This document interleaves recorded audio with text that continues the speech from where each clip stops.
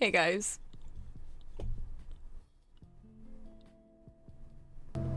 How's everyone? Oh god.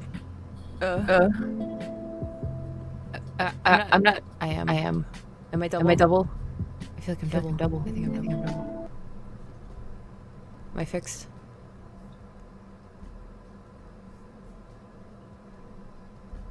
Yeah. I think I'm okay. Now I'm okay.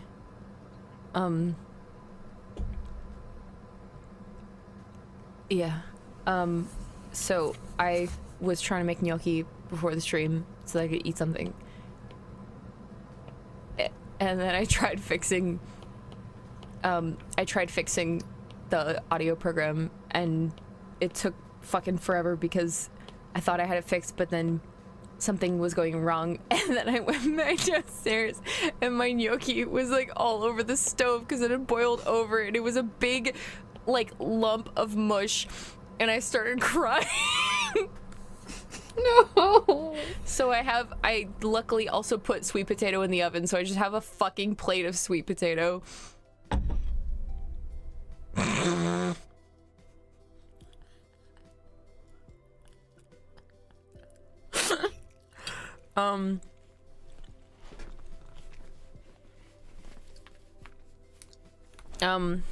You know, it's not quite been my day today. And I don't think we need to talk about it right now. I do need to ask people for advice about various things. Maybe my friend Grace. I don't know. Maybe my friend Umi. Why are you both muted? Hello. Sorry. I'm here. I'm Sorry, here if you want to ask me things. No. Sorry.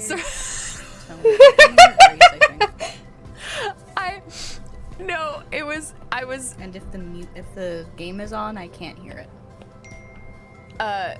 It's not on. I'll no. refresh again. No. It's not. Whose fucking phone is going off?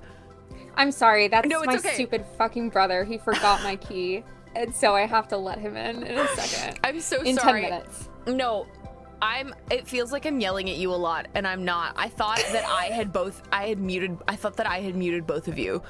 Like, myself, I had done that, so I was yelling at myself. Anyways. No. You're fine. That's not what's wrong with me. Okay, I can hear and see you now. Awesome. Welcome back. Thanks, man. On a scale from 0 to 10, how suicidal are you in this moment? Which one's the suicidal one? 10 is suicidal. Like 11. I'm gonna jump off like 11. Right. Okay. 11. Maybe Right. 12. Yeah, that's fair. You know what makes me livid? My roommate Amanda came home and she was like legitimately, I don't know, she looked like she was pissed off and like tired and everything. And I was like also pissed off and just aggravated and in a really fucking bad mood. And I was like, on a scale from 0 to 10, like how suicidal are you? And she was like, 0. And I was like, so I'm the fucking douchebag here that wants to kill myself. Whatever. At least be suicidal with me. But Amanda, I know if Amanda doesn't got me, I know that Tony always does. So let's jump together. Exactly. Yeah. Because Amanda's so mentally stable. I envy her. That's crazy. Right. Yeah. For sure. Compared to the rest of us, Amanda's like got every shit figured out. That's because she's medicated. I'm medicated too, and yet. The thing is, sometimes it's like she found the perfect meds for her. That really, like, before that, it was like, I'm gonna kill myself all the time. And I'm really envious of that. Like, yeah. I want something to fix me, and instead, I've just been taking a gajillion fucking supplements in the hopes that that'll do the trick, and then they make me puke, and I can't even win. So, let's all die. Let's all die. Yeah, Tony, what did you want advice on? Oh, not in this moment. I just have been trying to find different work. Yeah. And no, we were all just talking about our resume workshop. Yep, we were bitching about our Wait, well, I'm fucking jobs. because I'm not gonna get a different job, but I'm gonna work on cover letters. So why don't we all work on our stuff together? Can we please? Because Yeah, I genuinely. made the shittiest resume ever, and I just started handing it out, and then the fucking awful, horrible clothing store near me that I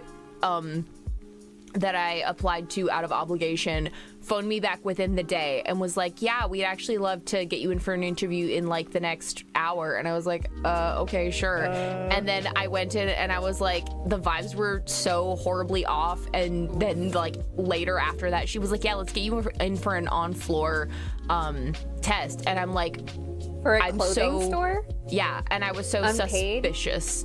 No, it was not unpaid. It was, but it, How much per hour? minimum wage. No! But I guess that's like $18 now, but still. yeah, but she was very like, so the like mainly what we really want to do is like encourage the customers like when they're trying something on, show them something else that they might like, to kind of encourage them to buy a bit more. And I was looking at the reviews for this place, and every single review from like 2 weeks ago for the rest of time was like, the sales associates are super fucking pushy and it's really annoying. And I'm like, Oh, I God. think I'd rather kill myself. Yeah. I might I might a- just phone this place back and be like, hey, I've actually got a different offer somewhere. Lie. Yeah. That's probably good, because when I used to work for, what was it, like Amnesty International, so some, like a charity, so I would have to stand outside and be like, hey, do you want to donate to, like, these charities? And that was, like, at the time of my life where I had the worst, like, my social anxiety, my anxiety in general was, like, actually, I was outside, forced to talk to every single person because it was the only job I could find, and I was genuinely actually homeless, so I couldn't do anything else. And I would be wanting to puke at all times, but having to be like being trained to be that pushy is like, it's evil, it's foul, like it makes you feel like smarmy, and yet that's genuinely the entire thing that they expect from you. And they probably have like quotas that you have to fill, which is why you're forced to be pushy, because that's exactly what it was at Amnesty fucking International. And it's like, you have to get 3 people per day, and it's like, okay, I'm gonna lose my job if I don't do that, so I have to like hound people and be the most horrible, obnoxious, like worst person of all time. And that's probably why all those reviews are like that, because they're like, if you don't sell this much money, we're gonna fucking kill you. Ah! Yeah, so I'm I just just like, used to ask people if they wanted Tito's when they asked for a vodka drink, and they would say, sure, and it would be $1 more. But I Wow. didn't feel really bad because it was like a bar. Well, at least they're / getting restaurant on something. the Lower East Side. Yeah, exactly. Whatever. Yeah, let's do a resume workshop, and then also we can get other eyes on resumes, because Mel is pretty good at that. I Yeah. got some help with my resume from that. because I'm just like, This is great. I don't want to think about resumes anymore right now. I'm so sorry. Okay. Yeah, let's not think about them. I'll like go like cry and try not to like Yeah. envision like jumping off a cliff later. For now, sorry. For now, we're doing something fun. We're doing something fun. We're doing Watch the something rage fun. meter get to I was gonna say, do you want to put suicidal- the rage meter up? whatever, like level. Actually, you know what? Why don't I put the rage meter up just a little bit? We're starting off a little tilted today. We're you know what? Hi Santa. Wait, no. Let's start off at Snake, because hi Pointas. Okay, let's just start. We're tilted at the Tilted at the towers. 2 We're genuinely towers. tilted at the towers. Anyways, Tilted let's at get the in 2 here. Towers. Oh yeah. Tilted at the Twin Towers, even. The Twin Towers. Just beautiful 999 waffle my laundry. Hi Grovey. Yes, we're only talking about beautiful 999 and not real world. the horrors of life right now when your entire industry crumbles and you have to find a different career.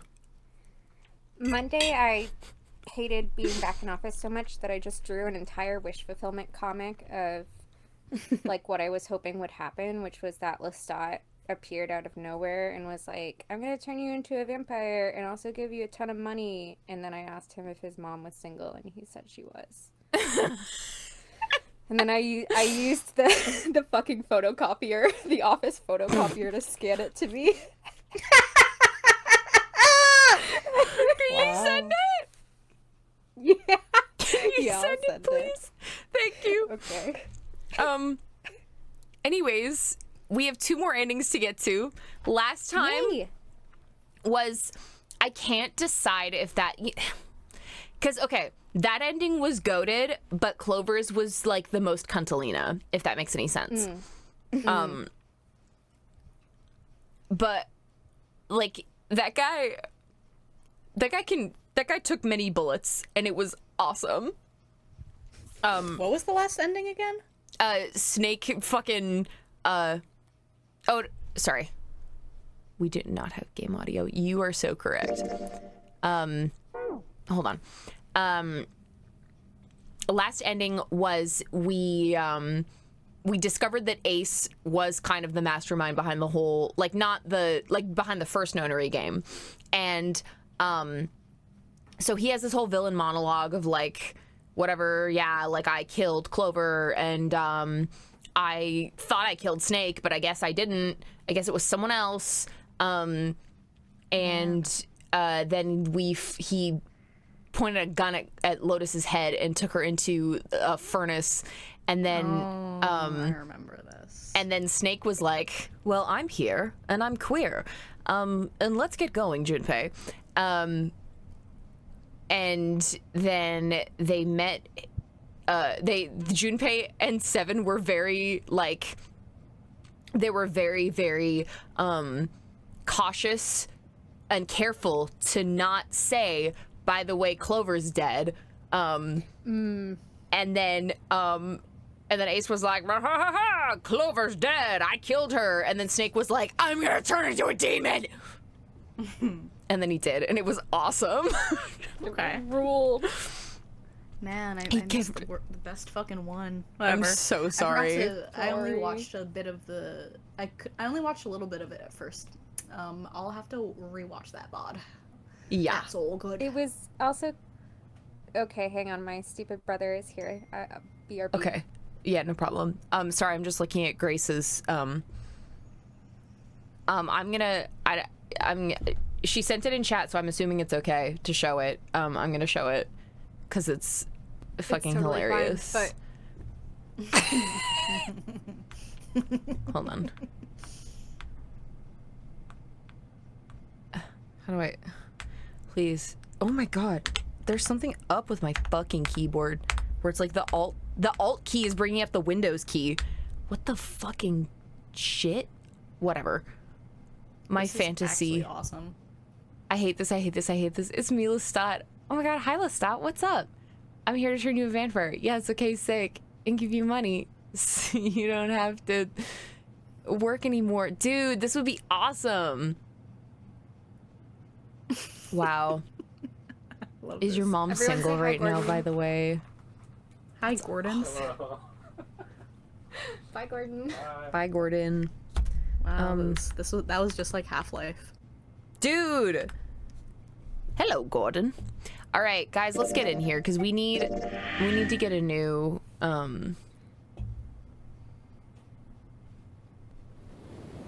Oh, right.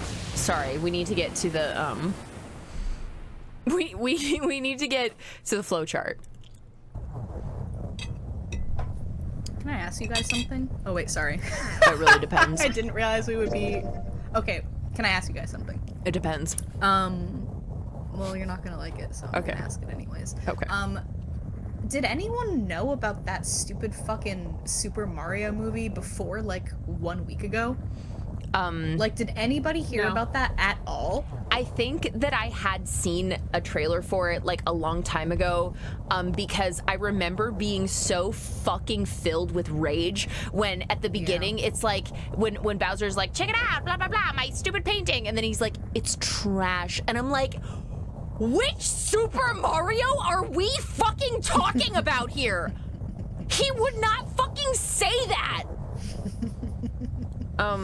Anyways, I was like so angry, and I am so angry, and I refuse to acknowledge it. No, that's I fair. heard that Anya Taylor-Joy said that voice acting was Princess Peach was so hard that she like threw up. Yeah, and she was like, it's so hard, you're like yelling the whole time, and I'm like, oh, so it's not just like talking into a mic. Oh, interesting. Interesting. So it's like actual work, huh? Crazy. I didn't have anything like to add to it. It's just I feel like all of a sudden it's everywhere, and something about it makes me really mad. I'm being like waterboarded with it all of a sudden, and I know that fucking film is gonna make. I don't even want to call it a film. Yeah. But I know it's gonna make like $1 billion fucking dollars. Yep. It sure is. And it makes me sick to my stomach. But whatever. It's fine. Yep. Whatever. I need something to feel good about right now. We're gonna unlock this. I was gonna say we only have one ending on the chart left, and then we have another one in the apparently Star Fox is gonna be in it. Fox McCloud? Yeah, I heard that too. Interesting.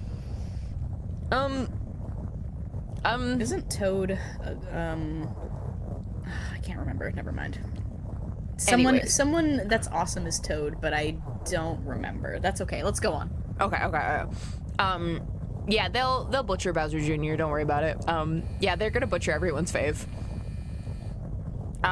Okay, we are gonna unlock this, the white key. Second class cabins. Here we fucking go. Let's get in there. Whoa, okay. Whoa. Oh, the map of the ship, I see. Okay. I guess we do all of these. Sure. All right, let's get in here. Junpei took one last look at the map, then folded it up and slid it back into his pocket. June looked up as he closed it. This ship is bigger than I thought. Yeah, it's probably about 900 feet long. Hold on, sorry. Just adjusting everyone's audio. Must be one of those fancy cruise ships. Of course, it doesn't really look like a cruise ship. Everything in here is really retro. Even if it's just some sort of style choice, there's just too much. Do you remember what Zero said? Literally no. On April 14th, 1912, the famous ocean liner Titanic crashed into an iceberg. After remaining afloat for 2 hours and 40 minutes, it sank beneath the waters of the North Atlantic. Do you think maybe this boat and the Titanic have something to do with each other? That's a good point. I doubt he would have mentioned it if there wasn't a reason. Junpei took a moment to look around the room.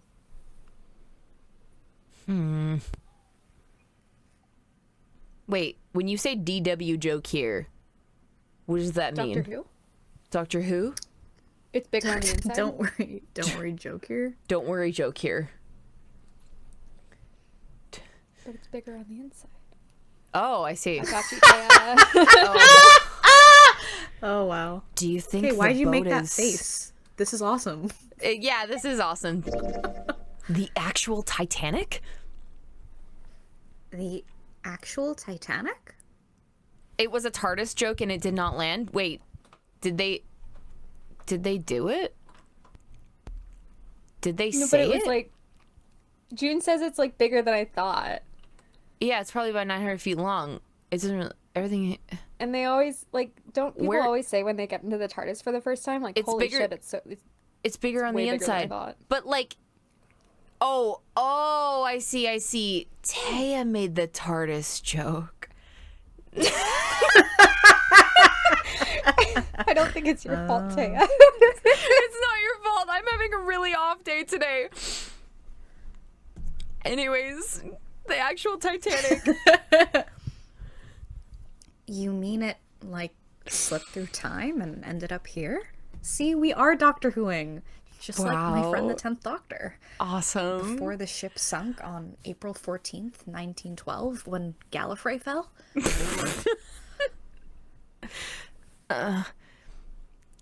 Yeah, I know all about Doctor Who.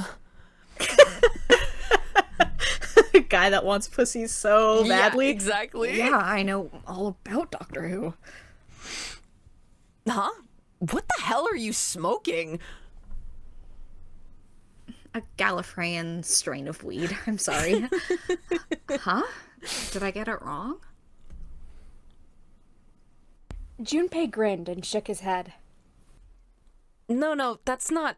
I mean, come on. Slipped through time? Seriously. I was talking about the controversy surrounding the Titanic. Controversy? What do you mean? Haven't you heard of it? It's pretty famous, you know. The TARDIS had a sister... the Titanic had a sister ship that was essentially... Sorry. That took a second. That's crazy, because the TARDIS kind of did have sisters. Did it? Yeah, low-key. Whoa, that's awesome. Fuck. Sick. The Titanic had a sister ship that was essentially identical. It was called the Olympic. Oh, yes, I have heard of that. I think I heard it was troubled by a lot of problems. And the company that owned it didn't know what to do with it, right? So they made the Olympic up to look just like the brand new Titanic. That's right. They also took out a huge insurance policy on it before it set sail. That would mean that the real Titanic never sank. Is my brain not working? Oh, what? Oh, okay. No, your brain is working. This doesn't really make that much sense. Like, I think what they're trying to say is that, like, the Olympic was rechristened the Titanic for, like, the Titanic's maiden voyage or something. Maybe. Who the fuck really knows? Who fucking knows? Yeah, the ships got swapped. Nope, that's not what they're saying. The real Titanic was renamed the Olympic in secret. So Junpei's saying that they made two identical boats and they just switched their names, and the one that was originally the Titanic, Ron ships, he surgically switched his ships. That's so crazy. Oh my gosh. This is Ace Attorney Game is awesome. You've missed nothing, Hannah. You missed me having a midlife crisis about anyways. Midlife crisis is crazy. I don't know, man. What would Let's you be call optimistic, it? Tony. What would you call it? Well, I mean, fuck. Quarter life crisis is fine. I don't know. Look, I would 28 call is it... the new 25, 29 is the new 26. Let's just call it mental illness and move on. Everybody. Yeah, let's do that. Let's awesome. Let's awesome. Dude, let's awesome. They used it as a passenger ship for more than 20 years. How's Chicago? Oh my gosh. Hannah in Chicago. Is it cold? Oh, awesome. Got stuck outside the parking garage because my brothers forgot to take the parking ticket. Awesome. Enjoy ramen for me. My gnocchi got fucked. Okay, sorry. We have to continue. Hey, wait a minute. Wouldn't that mean it retired in 1935? Huh? Well, yeah, I guess sometime around then, yeah. Well, what happened to it after that? I heard it was dismantled. Dismantled? Then it doesn't matter, does it? Whichever boat the real Titanic was, it doesn't exist anymore. It was either retired and dismantled or sunk in the Atlantic by the curse. By the curse. But then that would mean that this ship is... Oh, wait, what did you just say?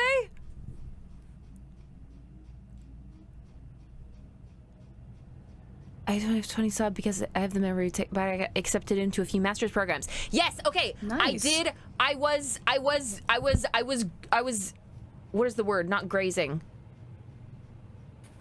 I wasn't grazing. I was skimming the chat. I was trying to figure out everything that I got I'm really not having a good day, guys. Girl, it's okay. You just kinned a horse for a second there. For a second. But I saw it. I saw it briefly, and I meant to congratulate you. Congratulations, Hannah! Yay! Congratulations! I'm so excited for you, and I'm gonna go back in the chat and see what exactly they were for. One of them was like one you didn't expect to get into, right? Or like you... Anyways, we can talk about it later. Talk about it later. Oh yeah, the optics one. Yes. That's so cool. Awesome. I'm really happy for you. Yay. Oh, now, yeah, see, everything's better, guys. The night's better. What'd you just say? Did you fucking say the curse? Huh? Sank in the Atlantic because of what? The curse. What do you mean, a curse? A curse is a curse. This one is the curse of the Egyptian mummy.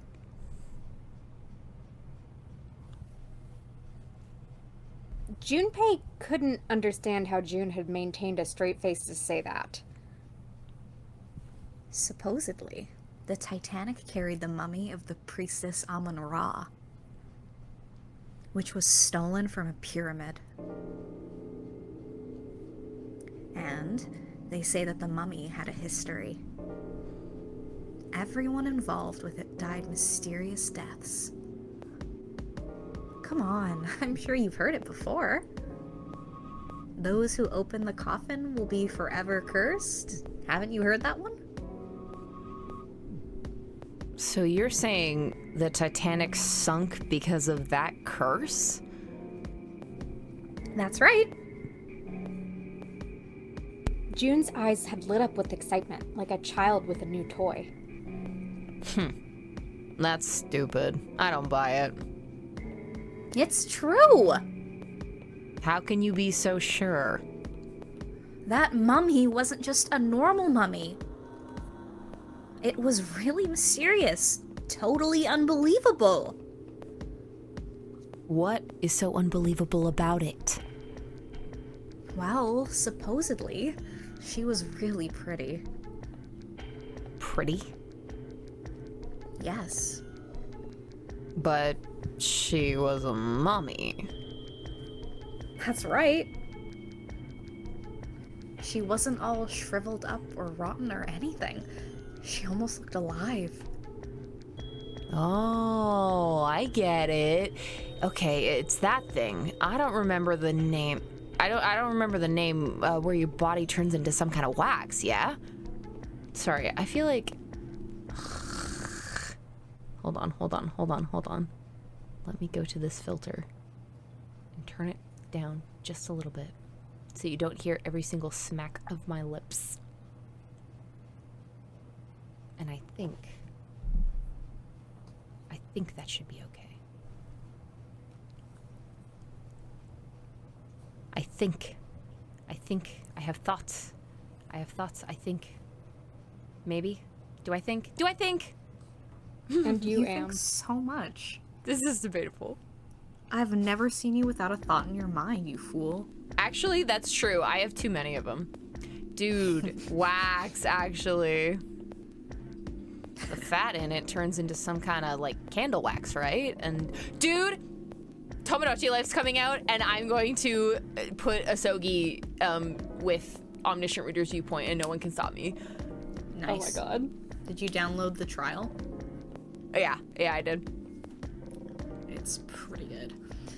Yes, saponification. But that's not what it was. Huh? That's not it. She wasn't wax. That's what you fucking think. That's what Shutakumi wants everyone to think. But my pointsess was wax. Then what is it? They say that she was frozen. What? Frozen? That's right. The whole body was frozen solid. You know how a human body is more than 60% water? Well, all of that water was frozen. The story says that from the time of its discovery, all the way through to when it put on the Titanic, even though it was carried through the desert, her body never melted. That's crazy. I think so too. But maybe it's true and we just didn't know about it before. I didn't know? What, did you not know? What? What do you mean I didn't know? You didn't know. Watch her be like the Mandela effect. Yeah. It's like Yep. Maybe it's common sense to eat shaved ice in the desert because it lasts forever. Huh? Nah, that seems too silly to be true. I feel like I'm having a stroke. I feel like reading this conversation, I'm like, am I crazy? Why does it not make sense to me? But maybe it isn't. It just appears that way because you didn't know it was true. Do I need to go eat ice in the desert? What's happening? Well, I think it's okay that you don't know what the fuck is going on. Because Junpei doesn't either. Junpei doesn't either, bro. Wait, AO3 changed their header from beta to omega for April. That's really good. okay, that's awesome. Actually, I think that they only did that for, like, if Omegas are the ones that are opening it. And that's the prank. So if it says Omega for you, I've got some bad awkward. news. I've already taken the test. Sorry. Oh my god, they did. This is so funny. I've already taken the test and I'm a beta, which is, You're a beta? Yeah, that's Why really did you sad. say it like that? I'm a beta. Well, because like no one's fucking like I'm writing an alpha and omega fan fiction, and character 1 is gonna be the beta. Like, I don't even know what it is. Actually, well, no. I'll be honest. You know what? Sometimes you do have a main character where it's like this guy's a beta, and everything is just happening around him, and I think that's beautiful. Well, that's like fun. I just don't understand alpha, beta, omega dynamics, so I don't really know what I'm talking about. Says Sigma for me, guys. So true. Okay, Grace, you will by the time I'm finished with you. Yeah. No. By the time you're finished with Interview with the Vampire. I'm already finished with Interview with the Vampire. if you There's don't- no if- M-Preg in those. If you don't know Right. about Omegaverse, you're not done with it. And weren't Let me you, s- Grace, were you a Supernatural fan? Yes. Okay, and you Okay. don't fucking know, like, ABO shit when Dean was I the thought that first was a- documented Omega ever? Wasn't that like a Sam Dean thing? It wasn't really. To my Guys, understanding, it I was not hate big in the Supernatural, Death so- Deal. Okay, sorry. I'll just say Right. I've been willfully ignorant. It's not really Whatever, my thing. girl, I'm sorry. Girl, that fucking Kind Sam. Guys, I hate Supernatural. Don't even Well, I fucking hate it talk. now. With whatever. Whatever. You can't say you hate it when that's part of your lived experience and you've taken Sam with you. There's a part of you I'm not that gonna will fucking always take this. okay. Then go and take your burned gnocchi. Take that instead. Low blow. Low I'm blow. gonna hang out with fucking Wow. Cole. I'm gonna hang out with fucking Cole. Jude and Junpei talked a little more and then went back to their investigation. But even as they did, his mind went back to what she told him. I'm so pissed right now.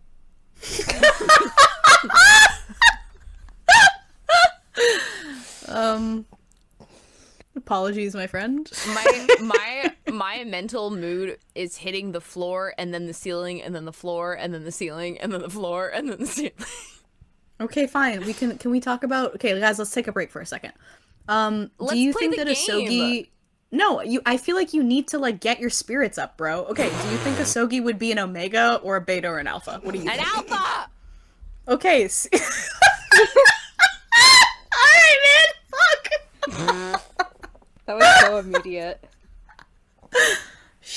Sheesh! Like, we're trying to get you in a better mood. God. I'm so sorry. You know what? Let's continue with the I'm in a nonsensical great ice. mood because I'm here with my friends and I'm laughing. I love my friends. I love you guys. I love you too, Tony. Love you too. Ice that doesn't melt, even in the desert? Does something like that really exist? Why did I read it like that? No, even if it did, it wouldn't really be ice anymore. Ice? Guys, something wrong with me. It wouldn't really be ice anymore, would it? The more he thought about it, the more his head hurt. Like he'd eaten his ice cream too fast. Awesome. Nothing has Okay. happened for the past hour. Didn't the key open? Did it? Oh, hold on. Wait, let me go back to the... Junpei looked down blankly at what he was holding, then up at June. Oh, yeah. How's your fever? You feeling better now? Yes, I'm fine. June certainly looked fine. Let me see your forehead. Junpei held his hand on her forehead for a few seconds. Oh, Guess it really has gone down. are you worried about me?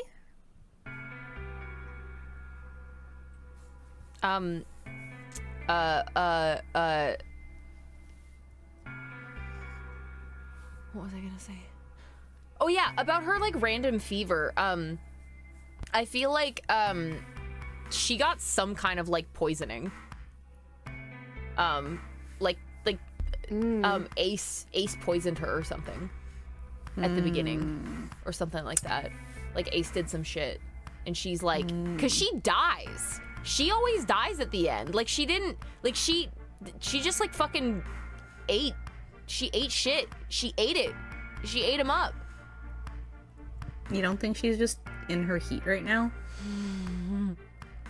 Or I guess, like, she'd probably be a female alpha. She's in her rut, I guess. I was gonna, yes, exactly. I was gonna my say bad, my bad. Junpei is the Omega here, okay?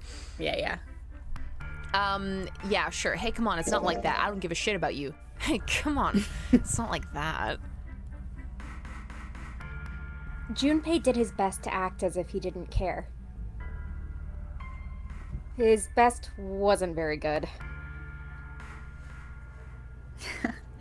I guess you haven't changed at all, Jimpy. Thanks, Sarah. She giggled. By the way, Jumpy? Hmm?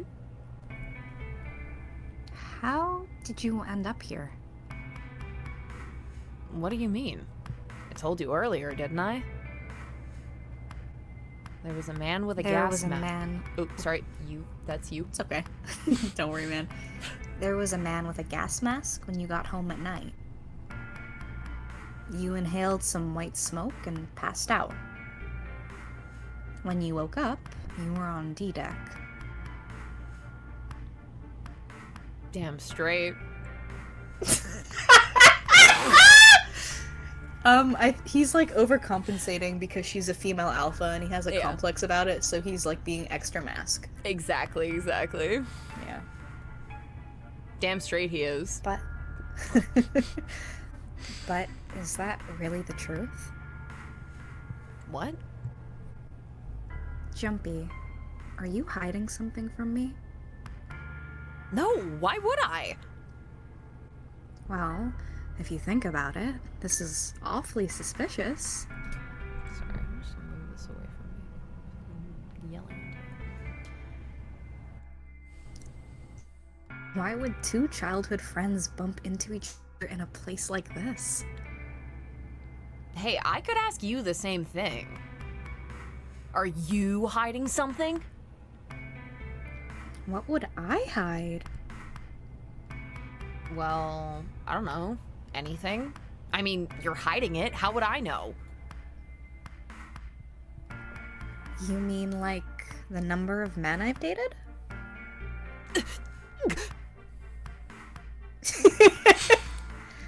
Junpei's heart stumbled over itself. Do you want to know? He had to admit he was a little curious. Don't worry. She smiled at him. Only 18.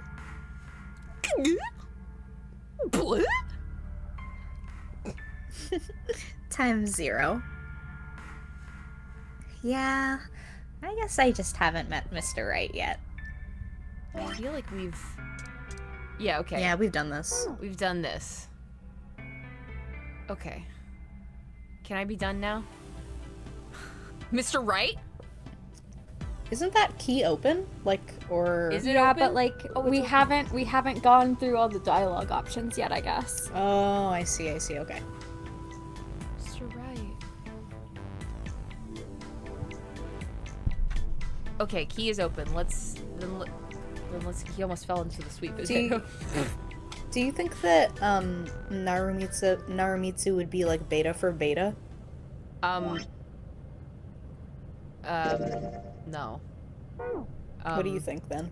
I think I need to figure out how to get back to the menu. To the flowchart. Can I... Oh my god, please! Let me back! I don't know how to get back! Please let Yeah, me but back. I don't want to talk about something else, so... Can I don't know how to get out of this spot. Okay, thank you. My god. Okay. Okay, now we get to go down here to the kitchen. Oh my gosh, the freezer. Wait, there's extra stuff in the freezer? Oh my god. Okay, everybody get really cold. Sorry. Junpei picked up the dry ice with his sleeves so as to avoid burning himself. Dry ice is just frozen carbon dioxide, right? Yeah, it is. I wonder how warm it has to get for it to turn back into gas again. Hell if I know. How's that gonna help us anyway? Oh, well, I figured we might be able to use it to get out of here. They were about to move on when June spoke up. Carbon dioxide's sublimation point is negative 109 degrees. Any warmer than that and it'll turn into gas. Any lower and it becomes a solid. Junpei looked at her, dumbfounded. How do you know that? Despite my looks, I'm the the queen of random knowledge. Looks bad to mess up when you're just showing off. Argle mouth. Argle mouth. What does that mean, bro? I think she's just she's like argle mouth. Arma.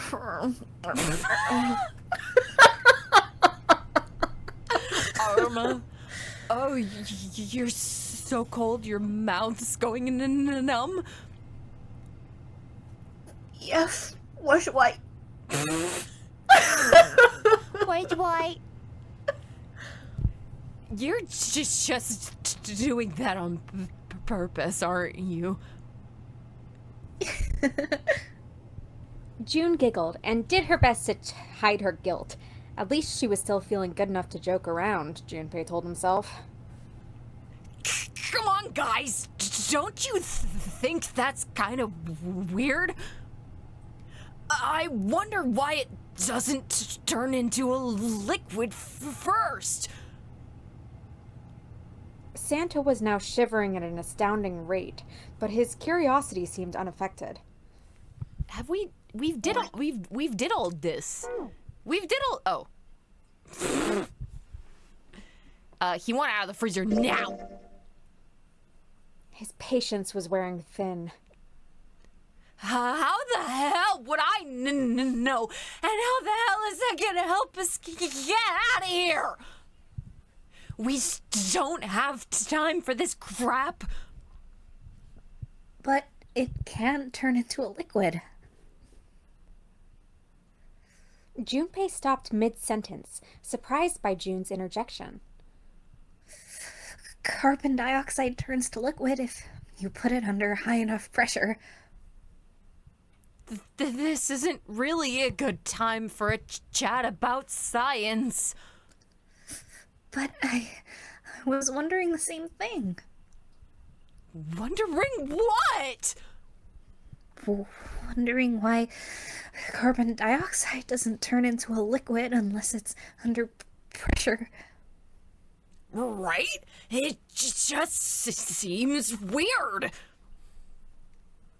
Water's a liquid between 32 degrees and 212 degrees. So why isn't that the case for carbon dioxide? H2O and CO2 are pretty similar. No, they're not. They're totally different substances. Look, guys, if we keep this up, we're just gonna freeze to death. You good with that? You wanna die talking about sublimation and gases? 'Cause I sure as hell don't! He fixed both of them with a glare. Now let's get back to work. Assuming you don't want to end up like a pair of ice sculptures. Junpei turned around, the problem dealt with. Yeah, I wouldn't mind it. But Jumpy, Or so he thought. there's a kind of ice that doesn't turn into liquid when it goes above 32 degrees. I heard about it. Its melting point is 96 degrees. Ice with a melting point of 96 degrees? You mean there's water that freezes at 96 degrees? Yeah, well, you could also look at it as ice that won't melt until it's 96 degrees. Did we not? Okay, alright. What? Water that freezes at 96 degrees? I'm just assuming that's Junpei. Oh wait, maybe this is narrator. Water that freezes at 96 degrees? Ice that won't melt until it's 96 degrees.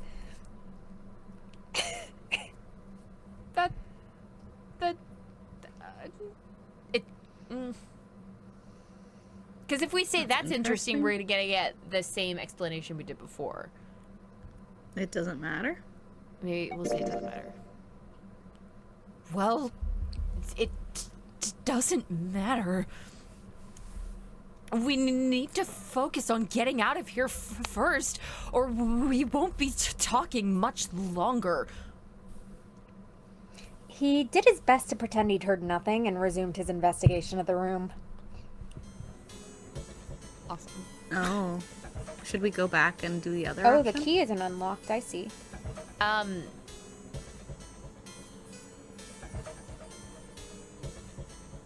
Well, there's a lot of...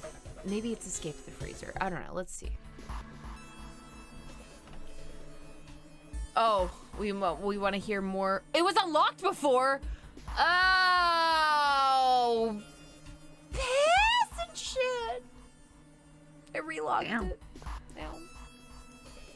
Oh, so we have to unlock it by hearing more? It's okay. We can just skip through the dialogue and get to there. Well, this is new, so let's do this one. Warm water dripped from the ruptured pipe near the door. Oh, wait, hold on. No, this is not really new. Hold on.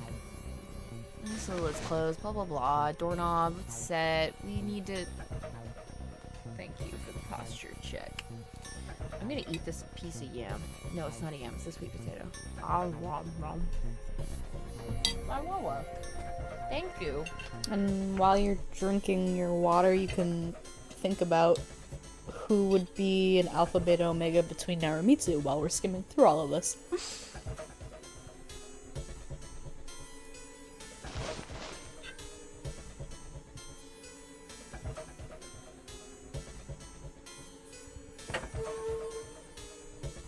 I just like.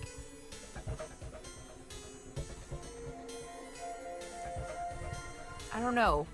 I feel like they Those are my middle-aged dads. they don't fit into the roles. Wait, I'm muted? You're pissing me off. Sorry. Okay, look. This improv 101, okay? You can't just say they don't fit and say no. Fuck, I'm sorry. You can if you. Like, there's a timeline out there where they're in the ABO world. So if you think that they don't fit into this fucking world, that's why I'm saying, do you think they're beta for beta? Do you think they're just fucking normies in this? Like, that's exactly what I was saying at the beginning. But nothing And I was the about fucking Phoenix- fool for it. Nothing about Phoenix is normal. Like, I think if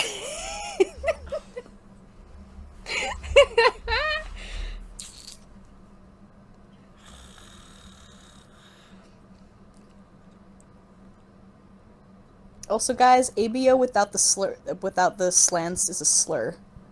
So let's not type it that way. It's a slur against Aboriginals Oh, in Australia. I thought you were gonna start listing slurs that exist in the ABO universe. No, I know a lot of slurs in the ABO universe. It's just that without the slurs, it is without the slants, it is a slur. yeah. But if we want to know about ABO slurs, there's knothead, there's puppy mill. There's a lot of. I have the whole list memorized. So. Oh my god.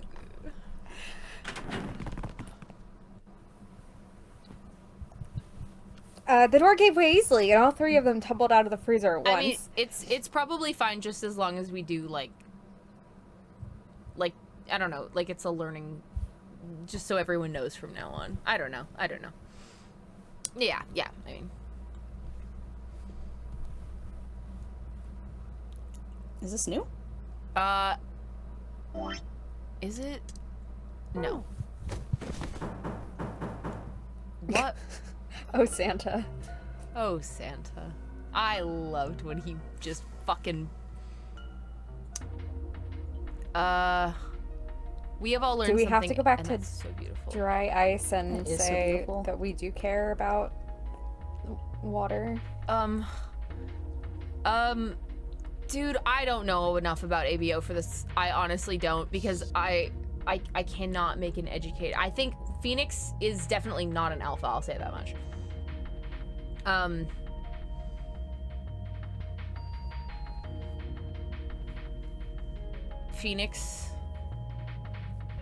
Phoenix. I feel like Phoenix is beta. Phoenix could be beta. Let's go back to that goddamn... Wait, no, it's the dry ice. It's not freezer. Oh my fucking god, dude. I'm so... It's okay. It's okay, Maybe Tony, we there's can something just new freezer. in this. It's We way get too to cool. see Lotus. We do get to see Lotus. I'm gonna assign Miles as a beta. Yeah, you know what? Sure, they can be beta for beta. Why not? Yeah.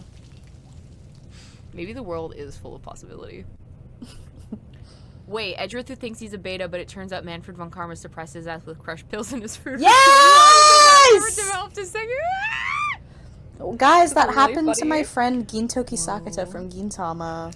That's actually crazy. Okay. Let the Lotus open the door! Okay. I need to get my fucking head in the game. Much like Troy Bolton. Okay. Because I fucked up the dry ice.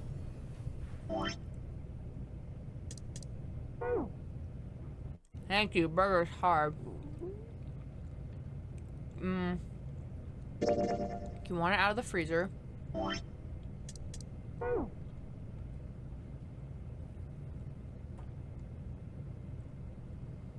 That's interesting.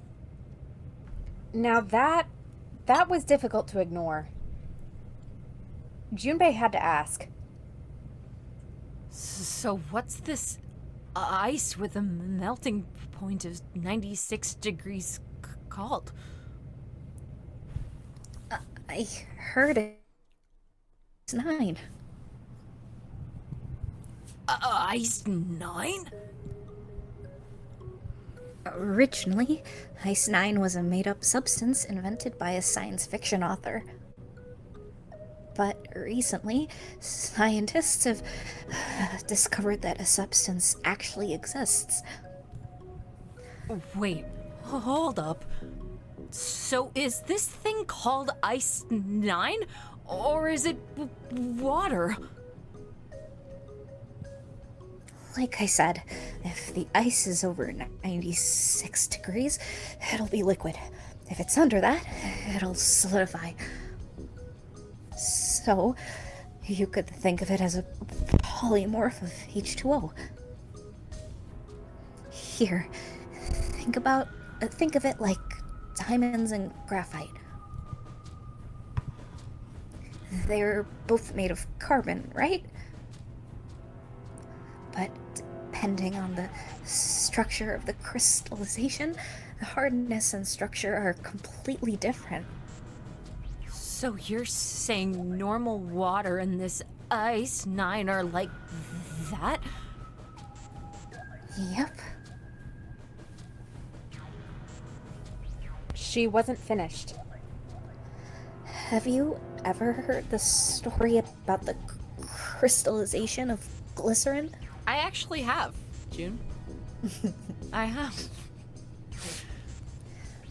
For 150 years after the discovery of glycerin, people cooled it, warmed it. They did all sorts of things to it. Sorry, my sweet potato. It almost fell. But it didn't. It's fine. But whatever they did, it never crystallized. However, one day in 1920, some glycerin on its way to England by ship was discovered to have crystallized during the trip. Scientists around the world wanted to research this new crystallized form of glycerin and asked for seeds. Oh, a seed is a sample of the original crystallized substance. With a seed crystal, further crystallization of glycerin would be easy.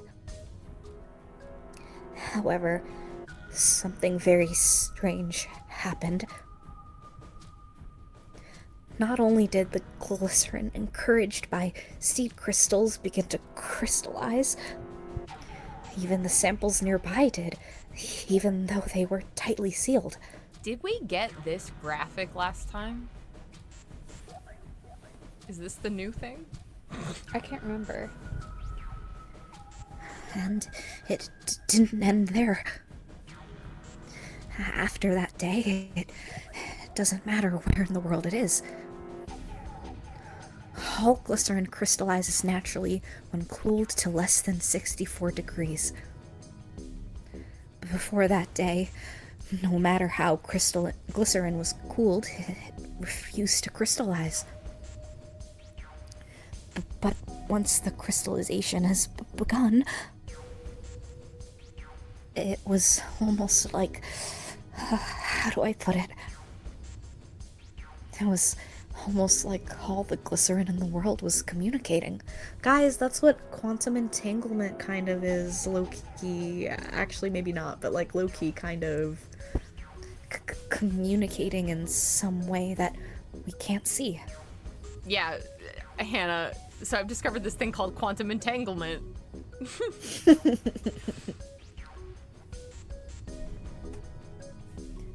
and now it's happening everywhere. Was kind of Junpei, Do I say kind of annoyed or honestly impressed? You already did.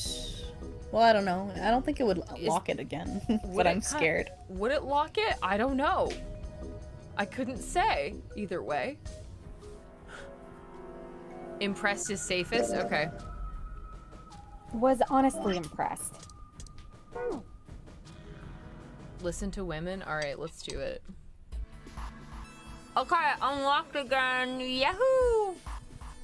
What about the dialogue from the first one that we missed? Does that matter? No, I don't think so. It's not. Okay. Because then we can go this one. There's 2 keys on this one.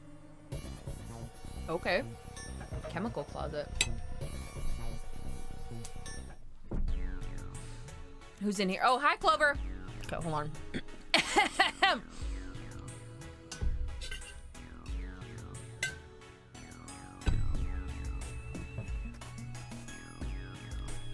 Bleh. You think we should go back? Yeah, I think that's probably best. Clover nodded and left. Junpei was about to follow her when he realized that Seven wasn't following suit. Huh?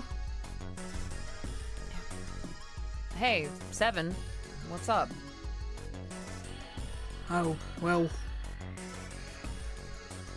He looked up at Junpei distractedly, and then back down at the brown bottle he held cupped in his large hands.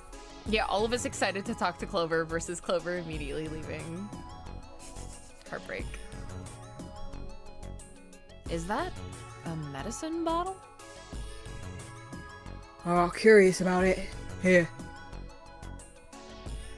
In response, Seven tossed the bottle gently to Junpei. He caught it and twisted it around to read the label. He went like... Seven voice! This is me new pet bottle. Please be nice to it. Oh, and I got this. And I totally got this. Ethylene diamine tartarate? Tartrate? Yeah, that's right. It's EDT. What kind of medicine is that? It's not medicine. I think it's strength detergent. Why would they have something like that here? Well, probably to clean stuff up. Hell yeah. Hello, Carly Cries. Oh, how was Project Yeah. Hail Mary? Yes, I would love to go see Project Hail Mary. I need money. Anyways, we're not gonna talk about that. Clean what up? Fuck if I know. Still. It looks like it's cleaned my brain up. Junpei looked up from the bottle. Did he drink it this time? You remember something. Oh. Yeah. Seven nodded slowly and spoke. Well, I remember a story about EDT. It happened about 50 years ago.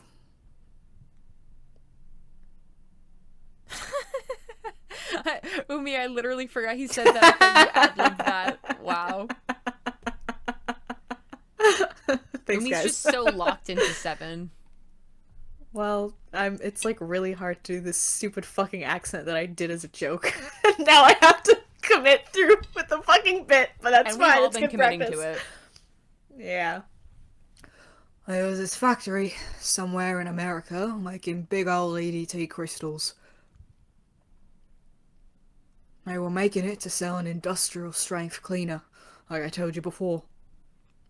But A year after the factory set up, something strange started happening with the crystals they were building. Water molecules started attaching themselves to the EDT crystals.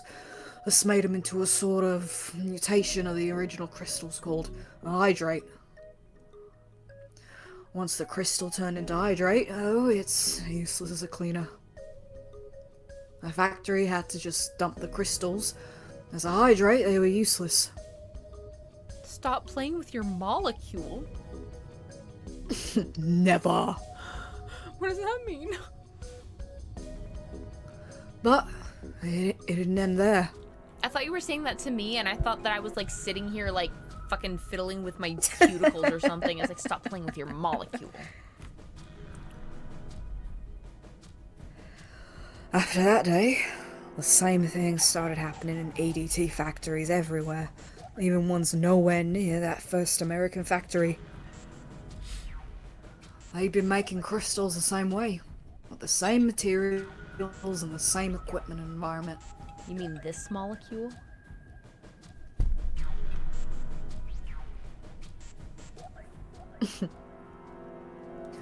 But now, all of a sudden, every single crystal they formed turned into a hydrate. In fact, ever since that day, no factory anywhere has been able to make a pure EDT crystal. Even an EDT research done years before, they'd never gotten a hydrate. But, after it happened at the first factory, it just spread. It was like, how do you say it? Like the molecules were communicating with one another? Transmitting Yeah, dude, it's information? fucking quantum entanglement. Fuck, I'm saying. That's exactly what I was thinking, and I was thinking it was probably coming from the TARDIS? The TARDIS. It's crazy because that's what I was thinking too. Yeah. And it's because our minds were communicating We're we're on the fucking wavelength here. We're Fuck. Dude, we are transmitting information in a way humans can't perceive. Fuck. But in a way that Time Lords can. Yes, exactly. Yeah, dude. And they do that fucking like jump thing that men do, where they're like, ah, you know. Or they do like a sitcom, like jumping in the air, high-fiving, and it Yeah. freezes. The phenomena just spread throughout the world, right? Junpei looked up at Seven with half a smirk.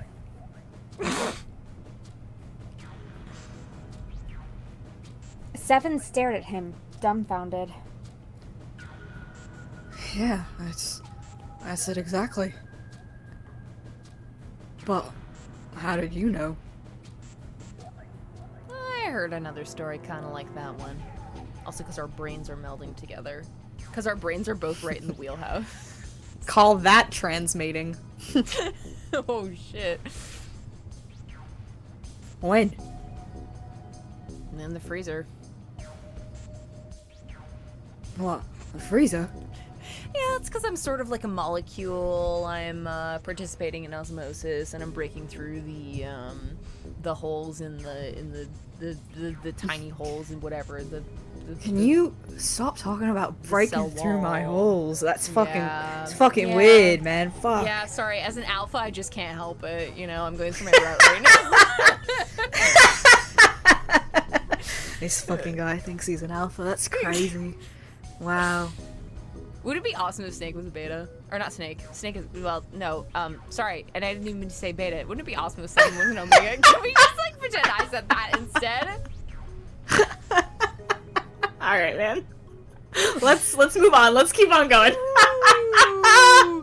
Yeah, June told Actually, I me. think We're Seven. still technically burgers harding. Thank you. I do actually think that Seven would be a beta, and that he Yeah. would have like a really deep-seated complex about it, because it's like Junpei kind of a told threat to Seven like the his story he'd masculinity. heard from June in the freezer in the kitchen. How one day, And to talk about glycerin something began else to is actually crystallize. And the story of ice that wouldn't melt at room temperature. When Junpei was done, Seven looked thoughtful and absentmindedly rubbed the scar on his chin. Ice that doesn't melt at room temperature, huh? That sounds familiar. Yeah. Hold up. I feel like I can remember something. It's right there. Seven squinted. His eyes stared off into space, as if he were trying desperately to focus on something far away. Do you know something about it? Know something about it? I told you, I think I do, just hold on!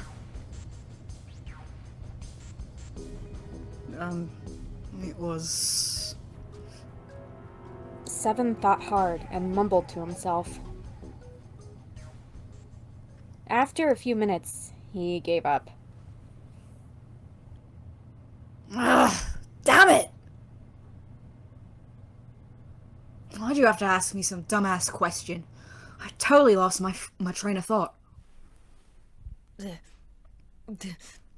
Sorry, man.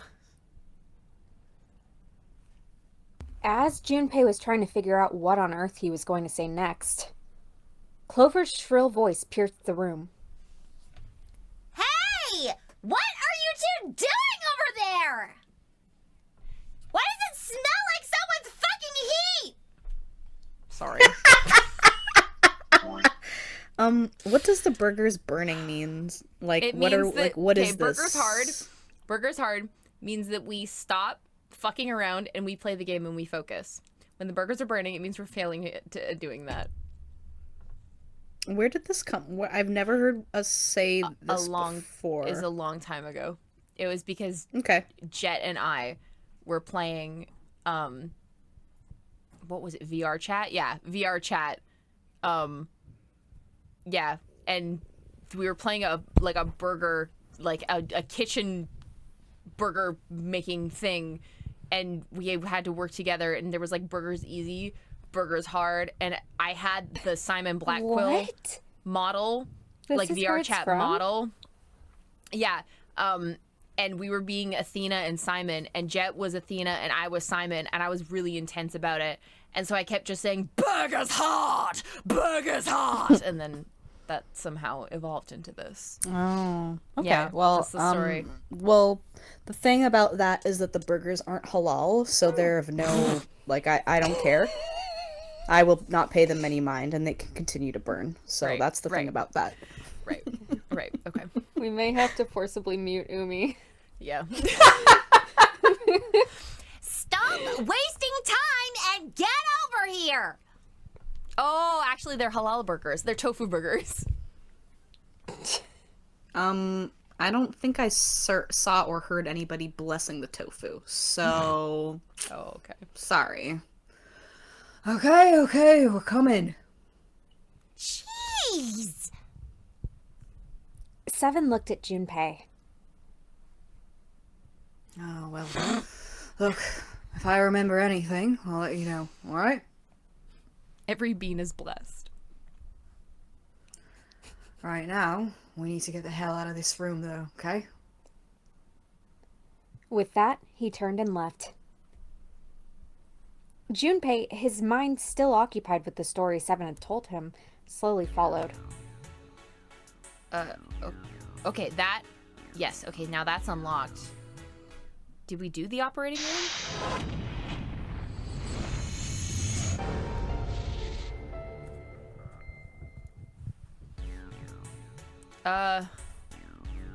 What in here did we not?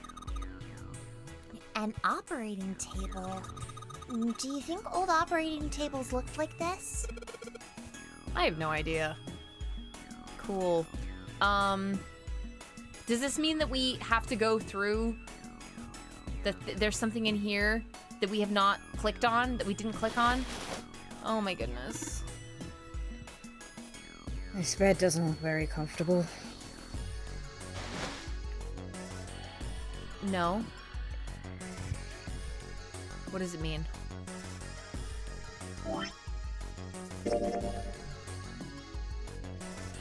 Does it mean that There it's actually... wasn't there the chemical closet? I don't. I see. No, I that see, was I what see. we just did, but before and then the before door. the door. Right. Hey, hold on. What's up? Hi, it's Clover. Oh my gosh, we get this conversation again. Ah! Huh? God damn it, where the hell did she go? Ugh, okay, just hold on a minute. I'll go get her. Sure thing. Sorry, did you hear that? Brad's playing Splatoon over there, and I just heard them go like, wah, wah, wah. Hey, Clover, what's wrong? Come on, let's get out of here. What are you doing? Did you want to come back here and say goodbye to John? Hey, Clover, wait, oh, there we go. Okay, sorry.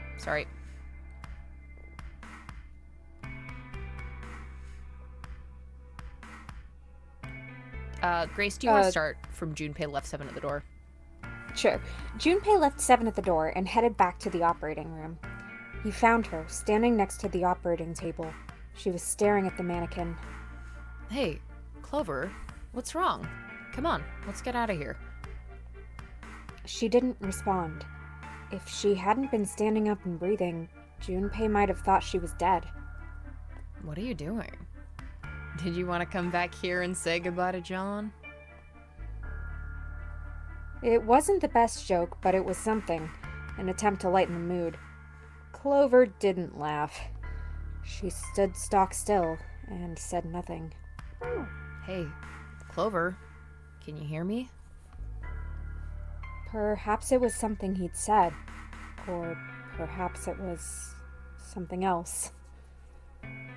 Suddenly, her mouth opened, and she whispered in a dry, dead voice. My brother might be dead.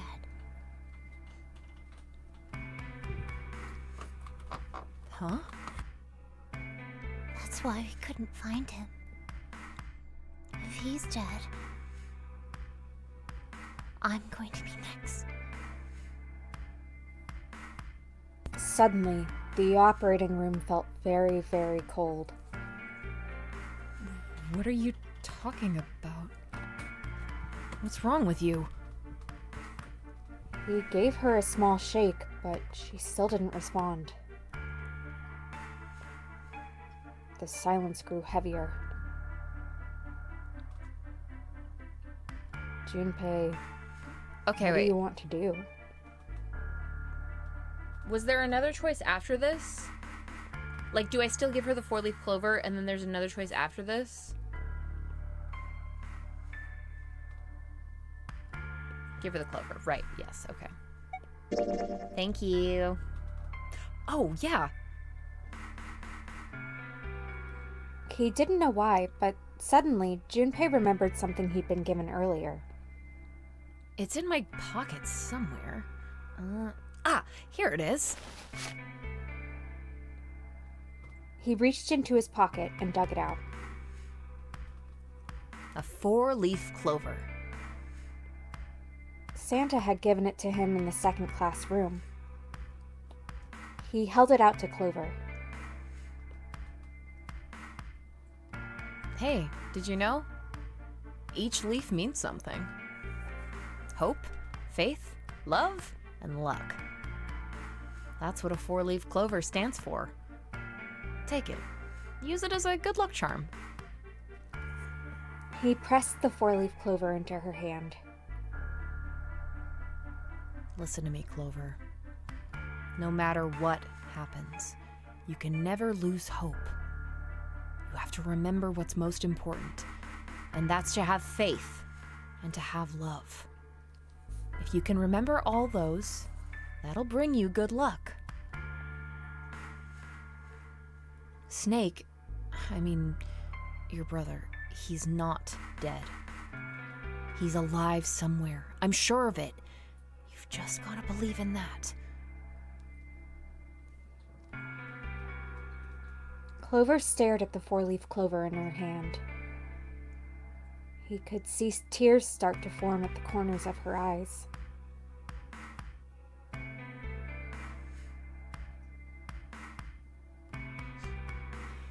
Thank you.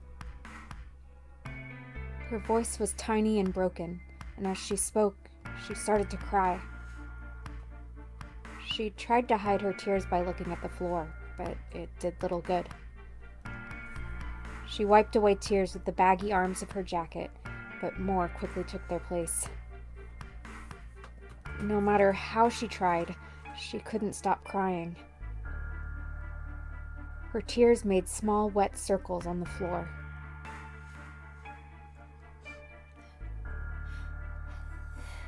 Thank you. She said it again. Then she looked up at Junpei and seemed to choke down the last of her grief. She did her best to smile. Junpei wiped an errant tear from her cheek with his thumb and gave her the best smile he could manage. Now, come on. Seven's waiting for us at the exit. But still, she didn't move. Wait, before we go, there's one thing I want to ask you. Wait, did Umi leave? Umi's thing just disappeared from me. Umi died. Umi died! Yeah, her tiny little hands. What's that? What do you think when you hear the word experiment? Hello? Sorry, ignore that. Don't worry. For a Don't moment, worry about it. For a moment, his mind froze. Then he came back to his senses and realized the word meant nothing to him aside from the dictionary definition. What? Oh. Huh. I guess it was just a coincidence then. I mean, that you knew about the four-leaf clover. Look, I'm sorry. I don't want to be a jerk, but you're making less than no sense right now. Oh, no. It's nothing. Just forget about it. Oh, don't give me that. You really think I could just drop this? What is this experiment you were talking about? Clover looked away. The four-leaf clover was still in her hand. She stared at it for a long moment and then, finally, spoke. You promise you won't tell anyone? Cross my heart. Really? Really. I can trust you, right? Of course you can. Clover slipped the four-leaf clover into her pocket. Her eyes still red from crying, she looked up at Junpei. Okay then. I'll tell you. I'll tell you what happened on this ship 9 years ago.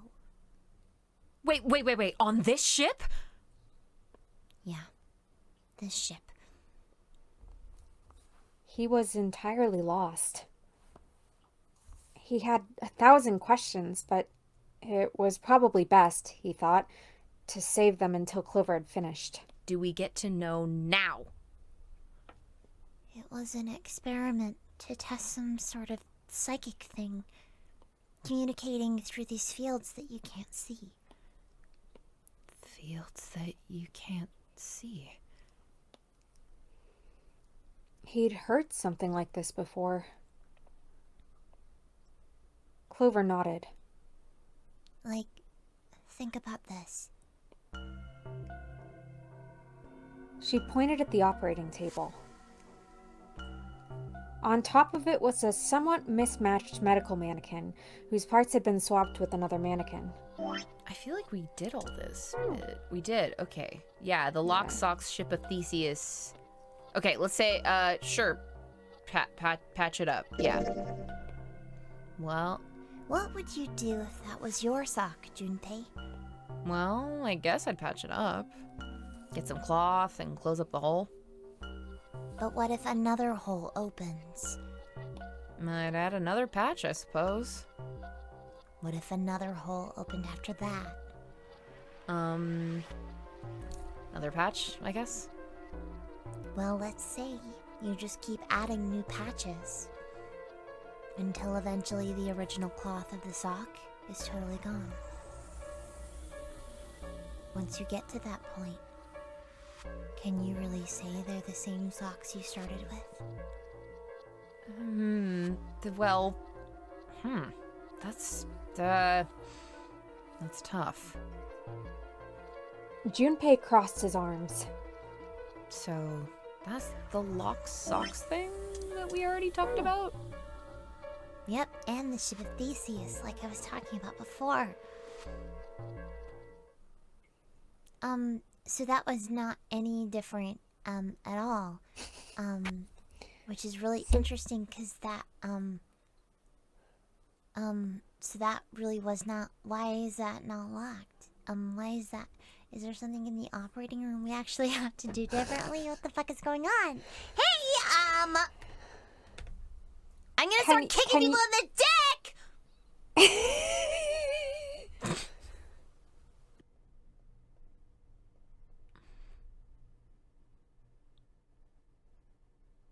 I guess it is just in the operating room, huh? Do I have to do the whole puzzle again? There's a dialogue choice in the operating room. Oh, I see. Yada-hada! I don't even have any of my fucking sweet potato left. Now, let's... Ew, gross. Gora. Oh my god. A lung. Okay. So there's a dialogue that I didn't get. A lot of surgery stuff.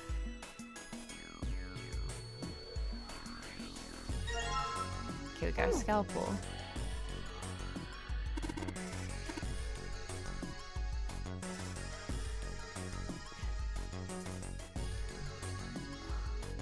I swear that I clicked on everything last time.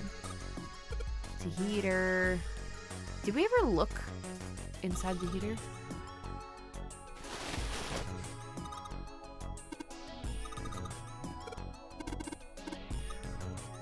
Maybe it's like a thing where you gotta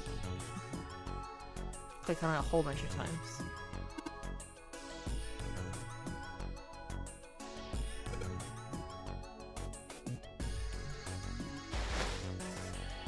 It's how you answer a question. Oh. I would... Wow, I'm talking to someone. So I just start doing the room, don't I? Okay.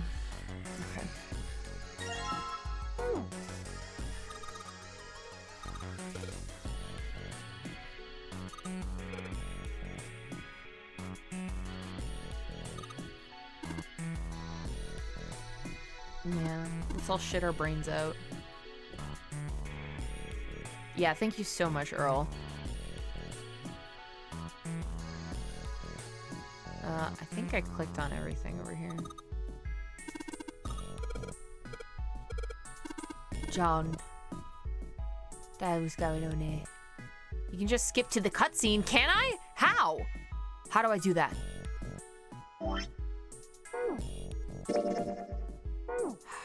How do I do that? Can I? Are you sure? Are you fucking with me?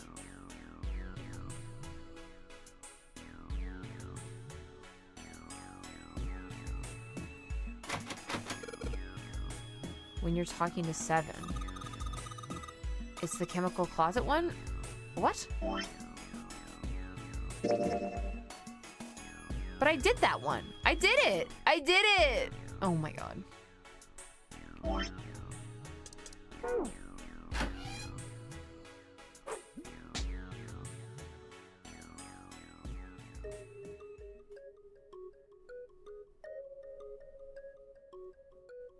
Did I make... But I've... Ugh. Okay, sure. Know about Ice 9? Do you know about Ice 9? And then maybe there's another one in here. About Alice. Maybe there's another choice in here.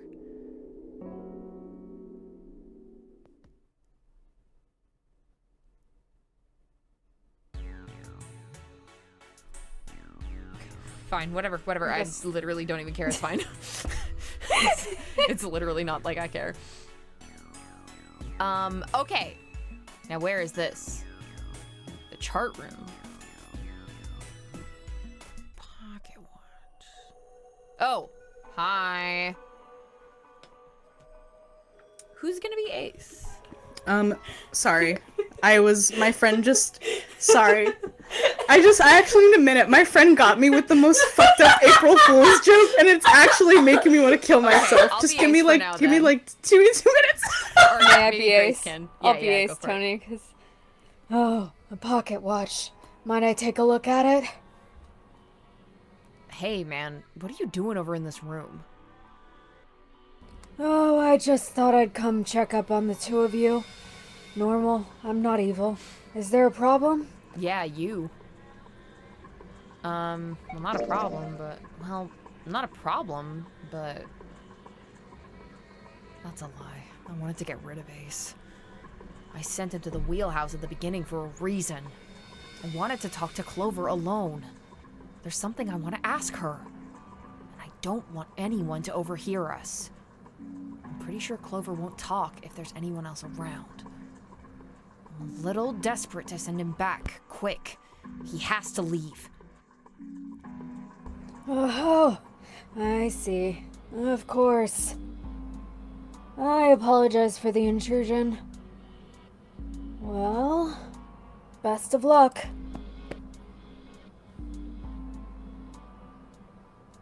Phew. Oh. Sorry, there was so much. Oh. I'm so sorry.